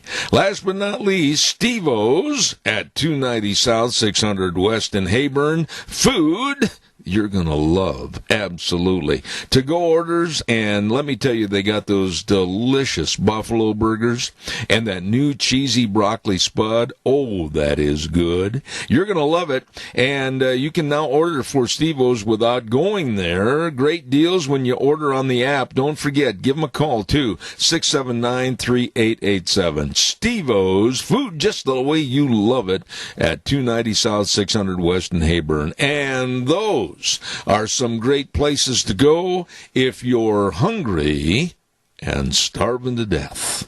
I am. Hope you have a great day. Don't go away because we got another hour to go with some great, great people coming up right after the CBS News comes in and messes everything up. We'll be back in 7 minutes. Oh, good morning, and welcome back. Hour number 3 on this Thursday. And, of course, brought to you by our major sponsor, your Magic Valley. Les Schwab Tire Centers, absolutely the best. Open and serving you in a very safe, clean environment with the best in tires and service to your vehicle. Stop in your Magic Valley, Les Schwab Tire Centers. And, of course, let's not forget our friends at Burley Physical Therapy and Rehabilitation at 1263 Bennett Avenue, Suite 2 in Burley, helping you get back to being you. And, of course, our thanks go out to Greystone Crossing Senior Living at 1221 21st Street in Hayburn. Seniors, listen to me, please. This is a phenomenal place to live. This is a great place for you and your friends. A 12-bedroom home featuring, of course, 3 meals a day, snacks, housekeeping, local transportation, and nice people. I mean, really nice, caring people. I urge you to call Matt or Kelly Wiggins and set up an appointment time so that you can see the beautiful facilities of Greystone Crossing. And the number to call, 650-4979. That number again, 650-4979. Greystone Crossing Senior Living at 1221 21st Street in Hayburn, where seniors are living the good life with friends. Wheels, could we please have the good word for the May 19th primary? Idaho's primary election is on Tuesday, May 19th. Here's Senator Kelly Anton to explain this year's voting by mail. The outcome of every election we have is determined by who shows up to vote. This year, Idaho's primary election is a mail-in only election. It's not ideal, and it's not the way we'd like to do it. that your vote does make a difference for all of us in Idaho. So please, first request a ballot, then mail it in, and make your voice heard. This message is paid for by the Anthem for Idaho Senate campaign. Thank you very much, Kelly. And don't forget, too, 7K medals. Every day on the program, I get a chance to talk to you about how you can help yourself build your financial security and future by basically creating your own security bank through silver purchases that come right to your home. It's a valued saving opportunity and treasure for your loved ones in the future. Find out more. Get a hold of my friends, Lon Hardy at 312-8699 or Sharon Wilmot at 430-3259, and tell them I told you to call because I really believe in this program. 7K medals serving you with silver purchases. You get a hold of those good folks today. Right now, let's go to the phone line, and it is time for Cassia County School Days, and we're very honored to have with us the superintendent of Cassia County Schools, Dr. James Shank. Good morning, sir. How are you? Good morning, Zeb. I'm doing well. Thank you very much, sir, for being on the program this morning. And let me start off by asking you this, and I'll get into some of the particulars a little bit later in our conversation. But when you look at what's happened across the board from the East Coast to the West Coast with this coronavirus, and it's just absolutely thrown everything up in the air, how damaging, in your opinion, has education been hurt by this virus? Well, my opinion is we're not in session, and that in itself presents a whole set of circumstances that are troubling. We understand that in some places virtual learning is going okay, and in other places families are struggling. So in terms of damage, we're not doing what our primary purpose is, which is to come to school and learn. So in my opinion, that's fairly damaging in itself. Yeah, absolutely. You know, when you talk about the online and everything, it's not like being in a classroom with your peers. It's not with the teacher right there that can run over to the desk and help you immediately. Is this something that's going to create a way behind attitude, or can there be a catch-up phase once things go back to some sense of normalcy? Well, we have a sense that we've lost some learning because of, the last 7 weeks we just haven't been together. And we're working towards returning to school this fall. That's what our goal would be. And so we have a sense that there's some lost learning that occurred, and we'll do everything we can to help kids catch up. But, you don't get time lost back. All you can do is try to work diligently and try to get people to catch up. What about the kids themselves? Now, let's just face it, there's a lot of teachers, if not almost all of them, that really have a fondness and an awareness of the needs and the personalities of their students. What about the kids? How are they handling this? Well, kids are pretty resilient. They're at home. They have the ability to contact their teacher online or take a call, that sort of thing. But they miss their teachers. That's a general sense of what we have, is that they want to be at school. They want to interact with each other at school. They want to interact with their teacher. And their teachers care for them. They miss them as well. And as far as general well-being goes, I think they're doing about as good as they can. Not everything's perfect. We don't live in a perfect world, but in the current context that we have, we think things are going pretty well. Dr. Shank, I've said this when Debbie was on the program a week ago, but I think that a great big round of applause should be heard for most all the parents, because this mess has really caused a burden on them. Wouldn't you agree? I agree. Yeah, there's a tremendous amount of pressure, and that's something that I think everybody needs to realize, that there are families with 4 or 5 children in them, maybe even more.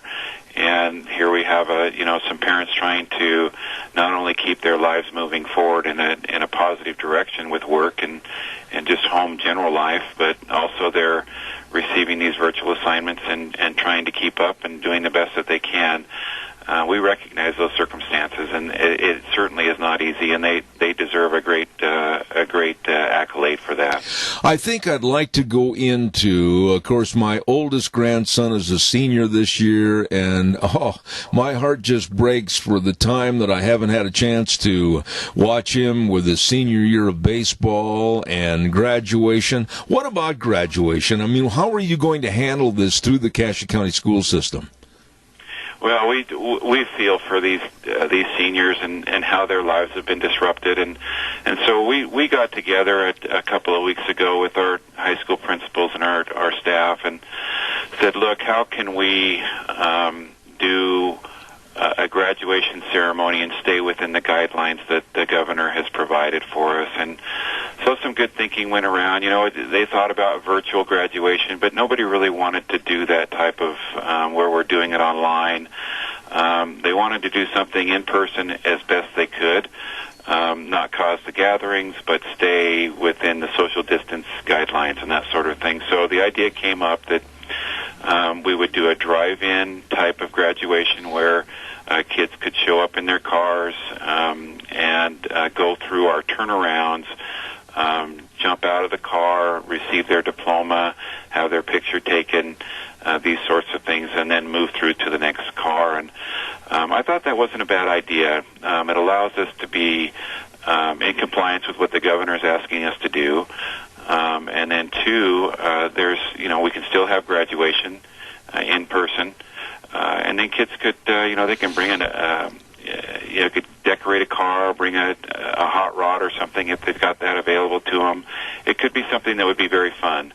And so that was our context around graduation, and the whole intent there is to be able to have it, but do so in a way that we're not causing an outbreak at our school. We're not causing a non-compliance with the stages that's been put out for Idaho Rebound. What about the particulars regarding seniors leaving the doors of the school for the last time, thinking that all is well, going to a college or university, but what about the scholarships, whether they're scholastic or whether they're athletic scholarships? What about the last part of their senior year that was not fulfilled? I mean, this thing must really be a mess paperwork-wise to get everybody taken care of. Explain that a little bit.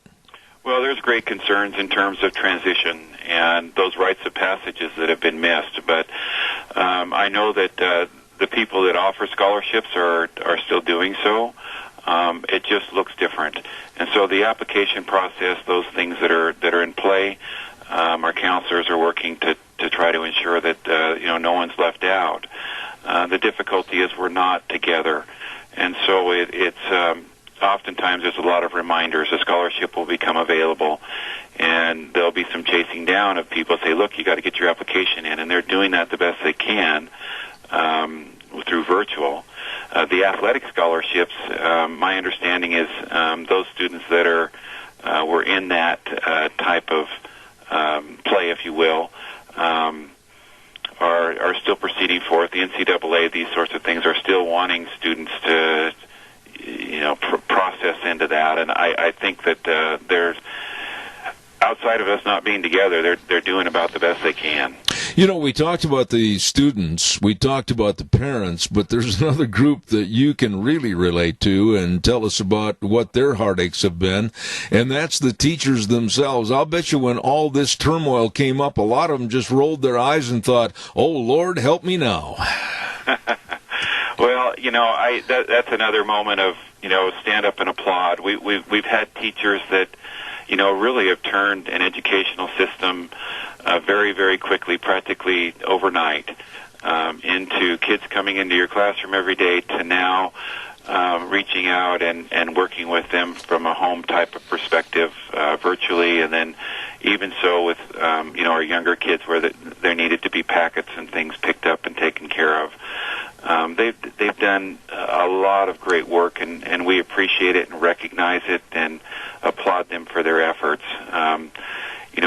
Some are very natural. They feel very comfortable being online in a virtual world, and others are like, I prefer my classroom. I prefer this as, how it is that I want to teach. and you got to make it work, and they have. And so we do appreciate the hard work. And like I say, it's an interplay between a virtual world with a teacher and then the home trying to take care of it too. Absolutely. You know, another group of folks that I'd like to hear you give a shout out to would be the personnel of Cassia County Schools, whether it's the janitors, the bus drivers, whatever, the food personnel, etc. This has turned their life upside down also.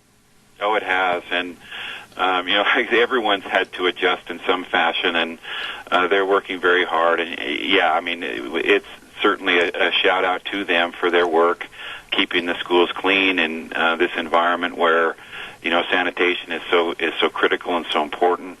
Our food service workers are serving meals every day, but from the curb. Parents come in and pick them up, and kids will go down and pick them up, and it's a totally different environment. Our clerical staff are doing the best they can to forward messages and get things in order. There's still lots of paperwork that has to be submitted to the state. Some of those things just don't go away. But having to work in a different environment just requires people to be very nimble. Dr. Shank, I would imagine in all the years past, well, we have a quick call. We'll take that caller, and caller, I'm short on time. Please, go ahead. You're on the air. Well, a couple quick things. The chances of children getting this virus is so minute that you could have the graduation with the children and the people that were, healthy enough to do it, and the rest of them could, it could be streamed online. But, it seems to me like, well, whatever. It seems like an overreaction. The chances of the children getting this virus is minute. Now, what does this do to your funding, by the way, with all these children out of the school and the federal, how does this affect your funding? Those are two, a statement and a question. I'll hang up. Thank you. Dr. Shank, respond quickly if you would, please. Yeah, sure. Thanks for the call. I appreciate the statement. And our response to your statement is it's incumbent on us to follow the things that the state has asked us to do, and so that's what we're doing. The second thing on our funding is we're in soft closure, but we're still in session. So funding is maintained through our average daily attendance, and that's how we work that through. So we're still being funded, and we're anticipating that. We're anticipating cuts, which haven't been announced yet, only a projection. But yeah, we're still waiting for the state to release our funds. Dr. Shank, last question, and I've got about a minute left, is in other years, you're always able to look ahead and forecast somewhat, a year, 3 years, 5 years, as to what you want to have happen, etc. Right now, the crystal ball is a little cloudy. What do you think about this next school year? Well, you're right. It's hard to envision what things might look like, but right now our desire is to be in session, and so we're planning to be in session. At the same time, we're planning for, how that's going to look when we reopen. And then, two, we'll plan for, in the event that there is a second wave of this, and what that might play out. So trying to have our hands in many pots and have a contingency plan prepared. But our hope and desire is to have regular school.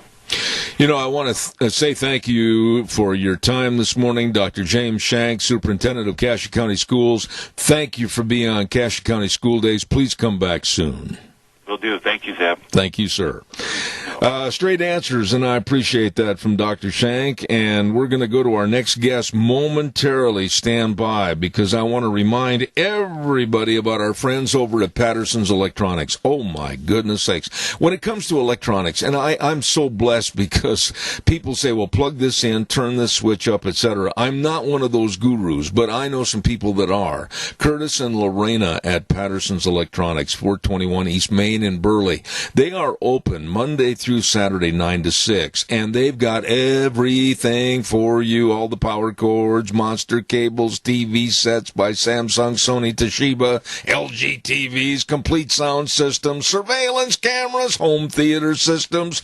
Wow. It's all there with people that really know and understand all this. Patterson's Electronics, 421 East Main in Burley, 678-6997. Let's go to the phone line real quick, and an old buddy, emphasis on the word old.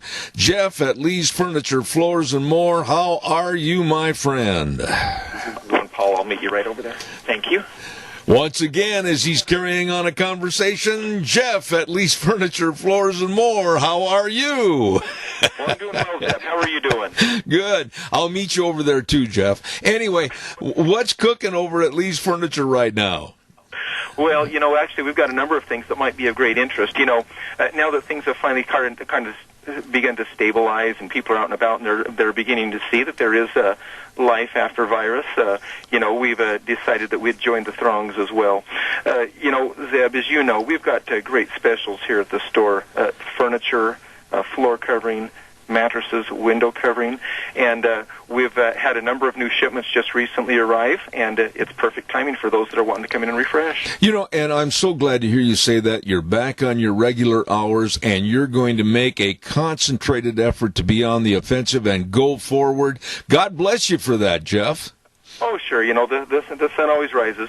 But, Zeb, after being stuck in the house, a lot of people have recognized that, hey, it's time to replace the sofa, or maybe that floor covering's looking a little ratty.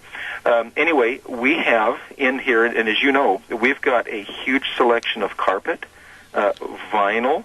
We carry luxury vinyl planks, so for those weekend warriors who want to come in and replace that floor this weekend, we carry it in stock, one of the largest selections of floor covering in stock right now today. Wow. We've got pad, we have installers, we have everything you need to go in and refresh the kitchen. If you're tired of looking at that old tile, or the living room, if it's starting to get wear patterns, or you just want to refresh that bedroom, we've got it here. When you talk about furniture, and I know I'm very impressed with your selection of recliners, comfort is the number one thing, but people need to get in there and try them on, because every chair, every piece of furniture, and the recliners, they fit people differently, don't they? Yeah, they really do, and that's why we carry ladies' chairs, we carry lift chairs, we carry casual recliners, formal recliners, power recliners. If you need a chair, we have your chair here. One of the largest selections of recliners in stock. In fact, we just had another shipment come in. We've got leather. We have zero-gravity recliners, which are the recliners that recline you so far back that it puts your feet up above your head. If you have, some kind of a health or heart issue, they're fantastic. Let me ask you this. Mother's Day is Sunday, and what a great time to go to Lee's Furniture, Floors and More right now, today. Yeah, we've got a new selection of dining room sets, sofas, sectionals. Sometimes it's nice just to refresh. It's nice to create a new, fresh environment in the home, and to be able to do that on our specials. We do have some significant discounts going right now, Zeb, up to 40, even 50% off on some select items, and so you can't get a better price or better selection. You've gone through some slow times with the hours, but now you're back to regular hours at Lee's Furniture, Floors and More. Let's open the door and hail those hours. What are they? Yeah, our hours are from 9 until 6, Monday through Friday, and 10 until 5 on Saturday. And as a courtesy to those, in regards to the virus, we are trying to regulate the amount of traffic flow through the store, so it's always appreciated. If you'd like to call ahead and schedule an appointment, that's great. But we are practicing social distancing, and we're trying to do everything responsibly because we want people to know that we take this seriously. But also we recognize that people want to move forward, they want to refresh their homes, they want to get about life and go about, and so we're prepared to do both. Absolutely. What a great deal for this weekend, especially for Mother's Day. Stop in now to Lee's Furniture, Floors and More, 459 Overland in Burley. Jeff, old buddy, it's good to talk to you again. Thank you Zeb. We appreciate you, and thank you for all your listenings to coming in, for coming in to visit us. All right. Thank you much. Appreciate it. Take care now. Bye-bye. Good folks over there at Lee's Furniture, Floors, and more. Oh, my goodness sakes. I want to remind you, too, that don't forget on Mondays at 10:30 we have the lovely Miss Vicky at Vicky's Country Gardens, where all your gardening and your lawns and your outside beautification on your property, this lady knows. Oh, she knows. Tune in at 10:30 on Mondays. Vicky's Country Garden right here on Zeb at the Ranch. Let's see, what else have I got to tell you about real quick? Oh, yes, I want to mention to you about a business that's for sale, and you can't afford to pass this up. If you're looking for a great business opportunity for you and your family and the future, don't forget Doug's Alternator and Starter Repair is for sale. What? Yeah, turnkey operation, beautiful new building, all the equipment, everything. 635 21st Street in Heyburn. Now, I'm going to give you a couple of numbers. You ought to write these down. Don't forget them. The shop number, 878-4991. And after hours, 431-5282. My goodness, Doug's Alternator and Starter Repair for sale. And Doug, will train you, the buyer of the business. That's absolutely true. Rebuilding all the starters and the repair, and the business itself rebuilds starters, alternators, generators, and other DC motors. So what an opportunity for you to have a turnkey business opportunity in purchasing Doug's Alternator and Starter Repair at 635 21st Street in Heyburn. Really, really a good old boy. Now, what's coming up for the next half hour? I will tell you. We're going to take a little break right now, and then we're going to come back, and we're going to have our guest, John Ellis, on the program, talking about the breakdown of higher education in our country. Then we're going to, at the end of the half hour, have a dear, dear friend of mine, Pastor Alex Lissau, on this National Day of Prayer, give us exactly that, a prayer for our country. So that's all coming up on Zeb at the Ranch. Wheels, take it away. And now, back to Zeb at the Ranch on AM 1230 KBAR. To reach Zeb, call 436-2244 or toll free 1-866-927-4587. And now, here is Zeb. Oh, thank you much, and welcome back. I am going to get right into this because I know it's going to be an interesting segment with this man, because it's a subject matter that I have said for a long time on this program, that higher education and education in general in this country is going down the left-wing drain. I want to say good morning to a man that wrote a book called The Breakdown of Higher Education, How It Happened, the Damage It Does, and What Can Be Done. John Ellis, good morning, sir. How are you? Good morning. Thank you for having me on. Well, it's our pleasure, and it's high time somebody really exposed everything that's going on in education. And I'm going to say this to start things off. And, John, if you don't agree with me on anything, go ahead. I got big shoulders. I can take it. But right now, I think our education system is turning out nothing more than little left-wing socialist robots. That's my feeling, and I'm going to stick to it. How would you answer that? I can't disagree with you.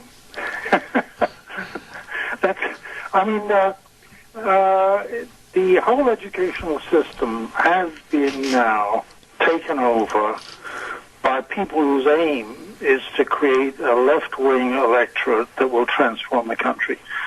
They've managed to, it's astonishing to think that they've done it. I mean, if you had asked anyone 50 years ago if it was going to be possible for such a thing to happen, they would have laughed at you.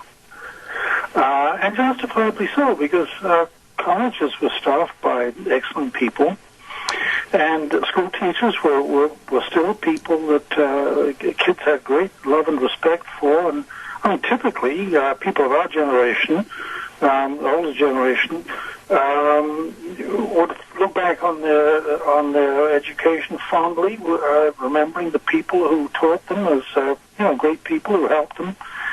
Now things are very different. I mean, we have a generation of political activists having taken those positions for academic teachers and elementary school and high school teachers. And they really don't have a conscience. They really feel that to get believers out of kids is more important than to get them to think for themselves. You know, and that is a horrible thing for the country. John, let me ask you this. Where did we go wrong? Why and when did this start, this hatred of American values, this hatred of our past, this hatred of what our forefathers provided for us? Where did all this start? Well, look, we've always had a minority of people who were socialists, but it was a small number. And for those people, you have to grasp the fact that the success of America is a tremendous insult to them because their policies, socialism, are the exact opposite. I mean, America's success tells the world that socialism is wrong. So if you're a socialist in America 50 years later, you're a member of a tiny minority who's seething with anger over the fact that your country basically insults you by being so successful because what it tells you is your policies don't work. Now, that might never have changed, but something terrible happened. The worst possible accident, it was a historical accident that gave them a chance to get to the position of power they've got right now. And it was this. If you look at the period between 1965 and 1975 is the crucial period. Now, there are two things about those 10 years, and it's the combination of the two that's so bad and that had such terrible effects. One thing was that was the year, the decade when the baby boomers came of age and went into higher education. Now, the second thing about that period was it was the time of the Vietnam War, when the political discontent about the Vietnam War roiled the campuses and promoted left radicalism by the unhappiness with the government. Now, to back up, to go for the first of these things, the baby boomers, soldiers coming back from the Second World War in 1945 resumed the family life that they'd interrupted. So you get a big rise in the birth rate. They start having families that they'd neglected during the Second World War. By 65, that bulge in the birth rate means that higher education needs to expand very rapidly. So in 1965, you have 4 million kids in higher education. By 1975, 10 years later, you got 9 million. Mm-hmm. 4 million up to 9 million in 10 years. Now, think about the number of professors you need to hire suddenly, almost overnight, to cope with that. I mean, look at 1965. You got 4 million kids in higher education. Now, think about a number that's the number of professors you have in the whole country. You need to suddenly hire more than that number rapidly. Now, what profession has ever had to suddenly double its number and more? I mean, 4 up to 9 is more than double. What profession has ever had to more than double its numbers very, very rapidly? So there's a helter-skelter hiring program, starts off 65. But 65 is exactly the year when unrest over the Vietnam War starts. Mm-hmm. So the campuses are the places where young people are being drafted from, and they're being asked to go to Vietnam to fight a war that there's a great deal of anxiety about. I mean, people can still disagree about whether it should have been fought or how it should have been fought or what was wrong with it. But the fact you can't get away from is that the campuses are very, very unhappy places in those years, 65 to 75. And they're dominated by left radicals who are angry about the course of the war. And when I say dominate, what I really mean is that the smaller number of left radicals was able to get a large number of recruits to their way of thinking because of their unhappiness of the war. So you've got a massive hiring program of new professors going on. And the only people available to take those new professorships are the grad students on the campus at exactly the time when left radicalism on campus has had a huge boost. Now, the result is a massive number of political activists hired as professors, and it it meant that the entire profession was suddenly moved very sharply leftwards. And not just left, because, I mean, liberals can be conscientious teachers, just as conservatives can. But what happened was not just a move to the left, it was a move to the activist left, the left that wants to proselytize and transform the country. So basically you've got a massive corruption of the academic world, the world of the college campuses in those 10 years. And it wouldn't have been possible without the baby boomers coming in just as the Vietnam War was starting to cause trouble on campus. And we're still suffering from the effects of that. Okay, we're still suffering from the effects of that, Mr. Ellis. But here we are in 2020. And when you look at the numbers, and please correct me again if I'm wrong, but it's extremely hard for anyone to be on the teaching docket, if you will, at any college and university that's of conservative voice. You're lucky if you can find 1 in 5. Normally the numbers are as high as maybe 1 out of 20 that has a conservative voice. How can we turn this thing around so that we get equality in education and let these kids start to perceive really which way is the best way for them and this country? Well, okay, let me just go back to those numbers. 1969, the study done, there were 3 left professors, every 2 right-of-center professors, 3 to 2. That's 50 years ago. By turn of the century, 1999, another study, 5 to 1, left to right. Within about another 6-7 years, next study, 8 to 1. The latest ones that have just come out, about 13 to 1. Wow. And it's still rising because every time a conservative retires, he's replaced by a left radical. So where that number's going to go, God only knows. But it's going up, and it'll keep going up. Now, what can be done about it? Well,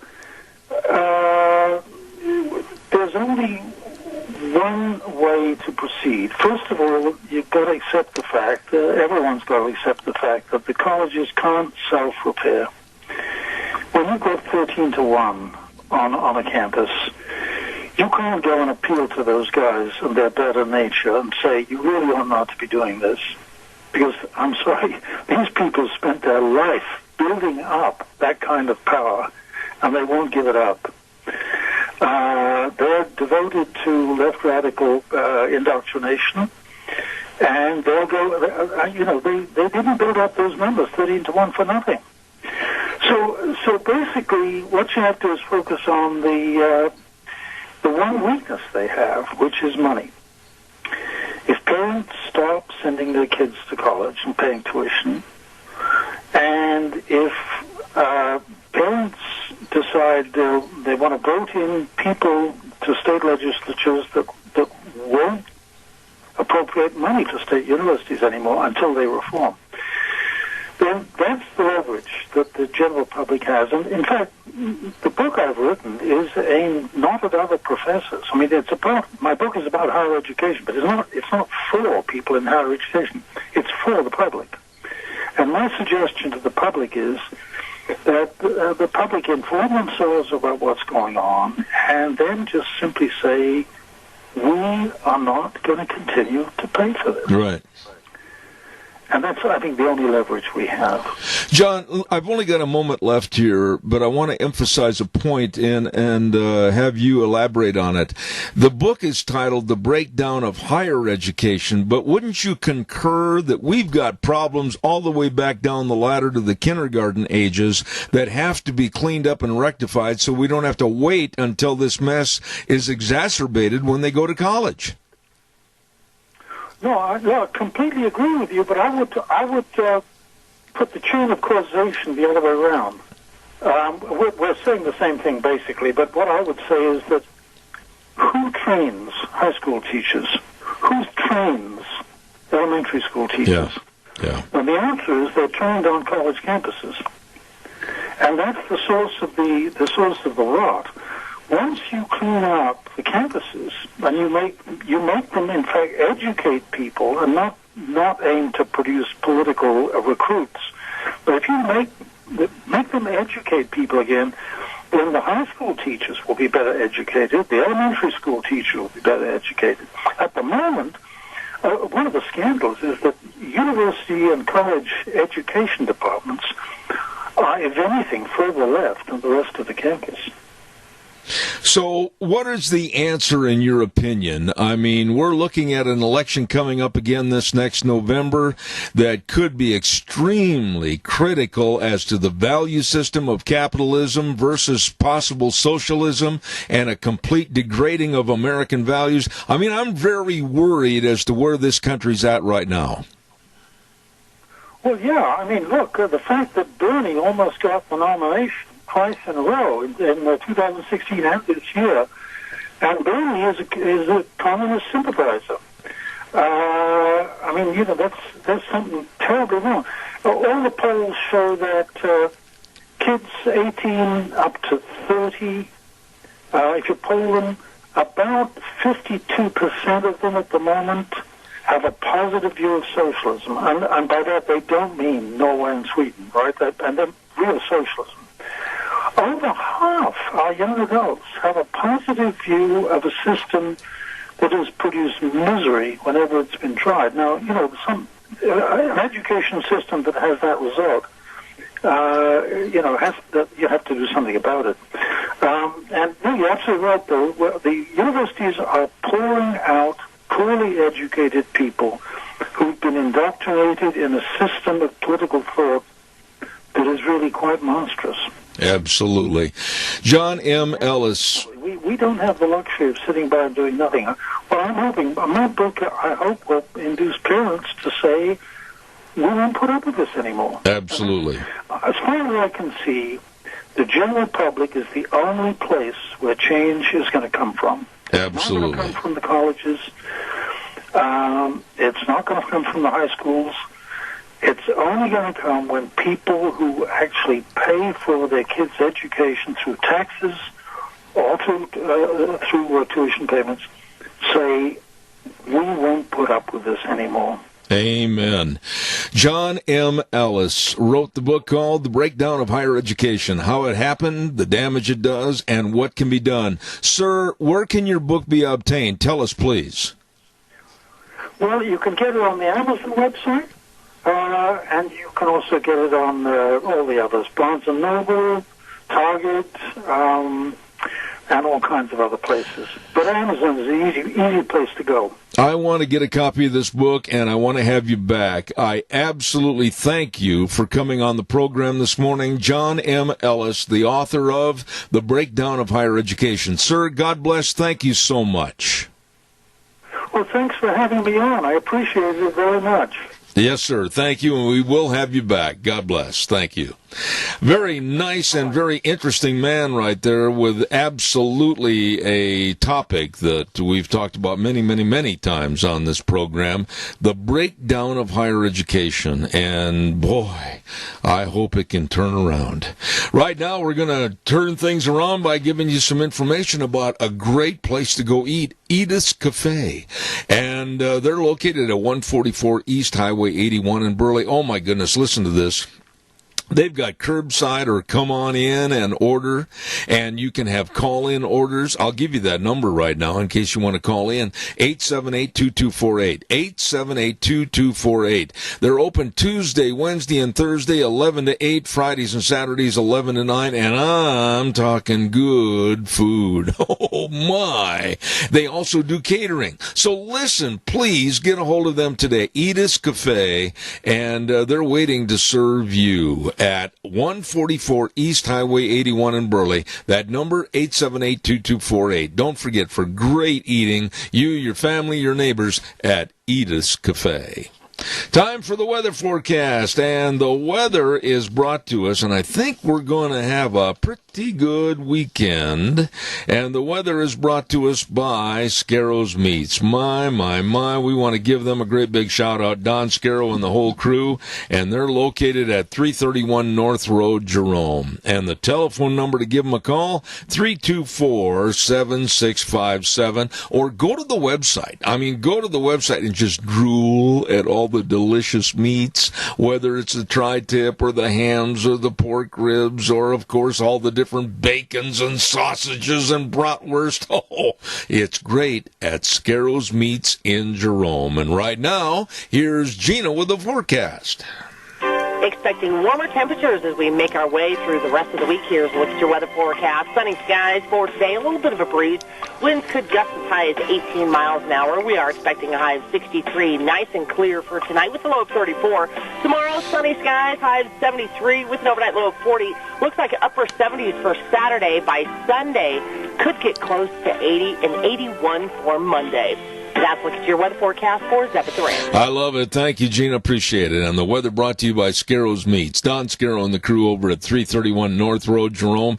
Wow. He's hit a home run with this business and serving you and all the delicious meats for your family and all your gatherings at Scarrows Meats. Remember, 324-7657. They are changing the way we eat, one delicious bite at a time. Don't forget a couple of things I want to remind you of quickly. Next Monday, we're starting a brand new segment at 1047 called Dog Days, and that's going to be put on the air by the Minidoka County Animal Control. Deb Hines is going to be our spokesperson for that. And this is National Nurses Week, and I personally want to salute all the nurses. My daughter-in-law is a nurse up in the Boise Valley. God bless her and all the nurses. Thank you for the job that you do. Thank you very, very much. As you know, and I'm going to check with Wheels real quick. Do we have Pastor Lissow on the phone? Yes, sir, we do. I appreciate that. As you know, today is the National Day of Prayer. And I don't back up for anybody on this program. When I want to have a prayer, we're going to have a prayer. When I want to talk religion, we're going to talk religion. And I know this next man that's on the program with me feels the same way I do, very strong about religion to the forefront and expressing your views. And with me is a dear, dear friend, Pastor Alex Lissow. Good morning, sir. How are you? Good morning, Zeb. I'm doing fine. How about yourself? I am doing great, and I wanted you to come on the program this morning because this is the National Day of Prayer, and give us a prayer. But prior to that, Alex, what's the importance here, maybe more so than ever before, about people getting down on their knees and thanking God for what they have, and maybe asking for a rectification of the problems that we have now? Well, I think that's in fact the reality is. So we have a nation that is a nation of freedom, and it's guaranteed to us by the Declaration of Independence and the Constitution. And to me, it's critical. It's especially as a pastor, it's critical from the standpoint of our religious freedoms and rights because we're guaranteed those even in Scripture. And so, I think people need to get on their knees every day and thank God for what we do have, and let us, quite frankly, fight back for what we should keep and should have had all along. Absolutely. And at this time, I'd like to turn it over to you for, on this National Day of Prayer, a prayer for all of us. And this is Pastor Alex Lissow. Thank you very much. Go ahead, please. I'm going to begin with the first 10 verses, if it's okay, of Psalm 91, because it's so fitting for the circumstances in which we face today. And it goes like this. He who dwells in the shelter of the Most High will abide in the shadow of the Almighty. I will say to the Lord, my refuge and my fortress, my God, in whom I trust. For he will deliver you from the snare of the fowler and from the deadly pestilence. He will cover you with his pinions, and under his wings you will find refuge. His faithfulness is a shield and a buckler. You shall not fear the terror of night, nor the arrow that flies by day, nor the pestilence that stalks in darkness, nor the destruction that wastes at noonday. 1,000 may fall at your side, 10,000 at your right hand, but it will not come near you. You will only look with your eyes and see the recompense of the wicked, because you have made the Lord your dwelling place, the Most High, is my refuge. No evil shall be allowed to befall you, no plague come near your tent. Let us pray. Holy Father, Lord God of all creation, you are a mighty and faithful God. You are sovereign in all your ways. As you have promised, so shall we hold confidence that you will protect your faithful people in all circumstances. Save our nation, Lord. Let not evil man or foolishness of our days take hold among us. Continue to strengthen and bolster those who stand for the freedoms that you have so graciously given our nation in the past and still declare to this day.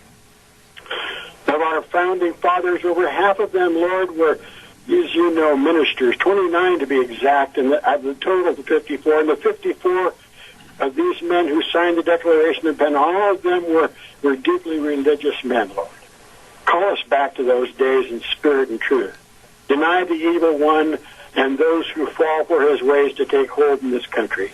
Watch over all those who serve the Lord, those in uniform who have always fought for our freedoms, and for those who care for people, military, police, firefighters, medical staff, doctors, nurses, and all of those workers, businesses, and companies who sacrifice and work for and toward the good of others. John 15:13 tells us that greater love has no one than this, that someone lay down his life for his friends. Your beloved one and only Son, Jesus Christ, has done this for us. Let us follow his mighty example. St. Paul the Apostle wrote in 2 Corinthians 3:17, where the Spirit of the Lord is, there is freedom. Lord, let your freedom ring from every mountaintop and valley. Open the eyes and ears and hearts of all your people, and especially those in this land of America. Let freedom ring. Comfort those who mourn the loss of friends, family, and loved ones who have been taken by this pandemic. But let us not panic nor continue to let those who wrongly rule over our rights and freedoms to have authority over that which you have given to us by the very Constitution that you inspired in the people that have come before us. And now, Lord, strengthen our resolve and declare your glory once again. For it is in Jesus' name that we pray, in the name of the Father, and the Son, and the Holy Spirit. Amen and amen. God bless us all. God bless this country, the United States of America. Amen. Amen. Pastor Alex Lissow, thank you for being on the program. God bless you and your wonderful wife, and the very best to you, my friend. And thank you for helping us on this National Day of Prayer. Thank you, Zeb, and for all your listeners as well. May the Lord be with you. God bless you. In Jesus' name, amen. Thank you. Ladies and gentlemen, that's going to be it. Thank you very much to Pastor Alex Lissow. And we always end the program by saying the way things were, the way things ought to be, and the 4 words that mean the most to us: in God we trust. Have a great weekend. I'll see you back here Monday at 8:06.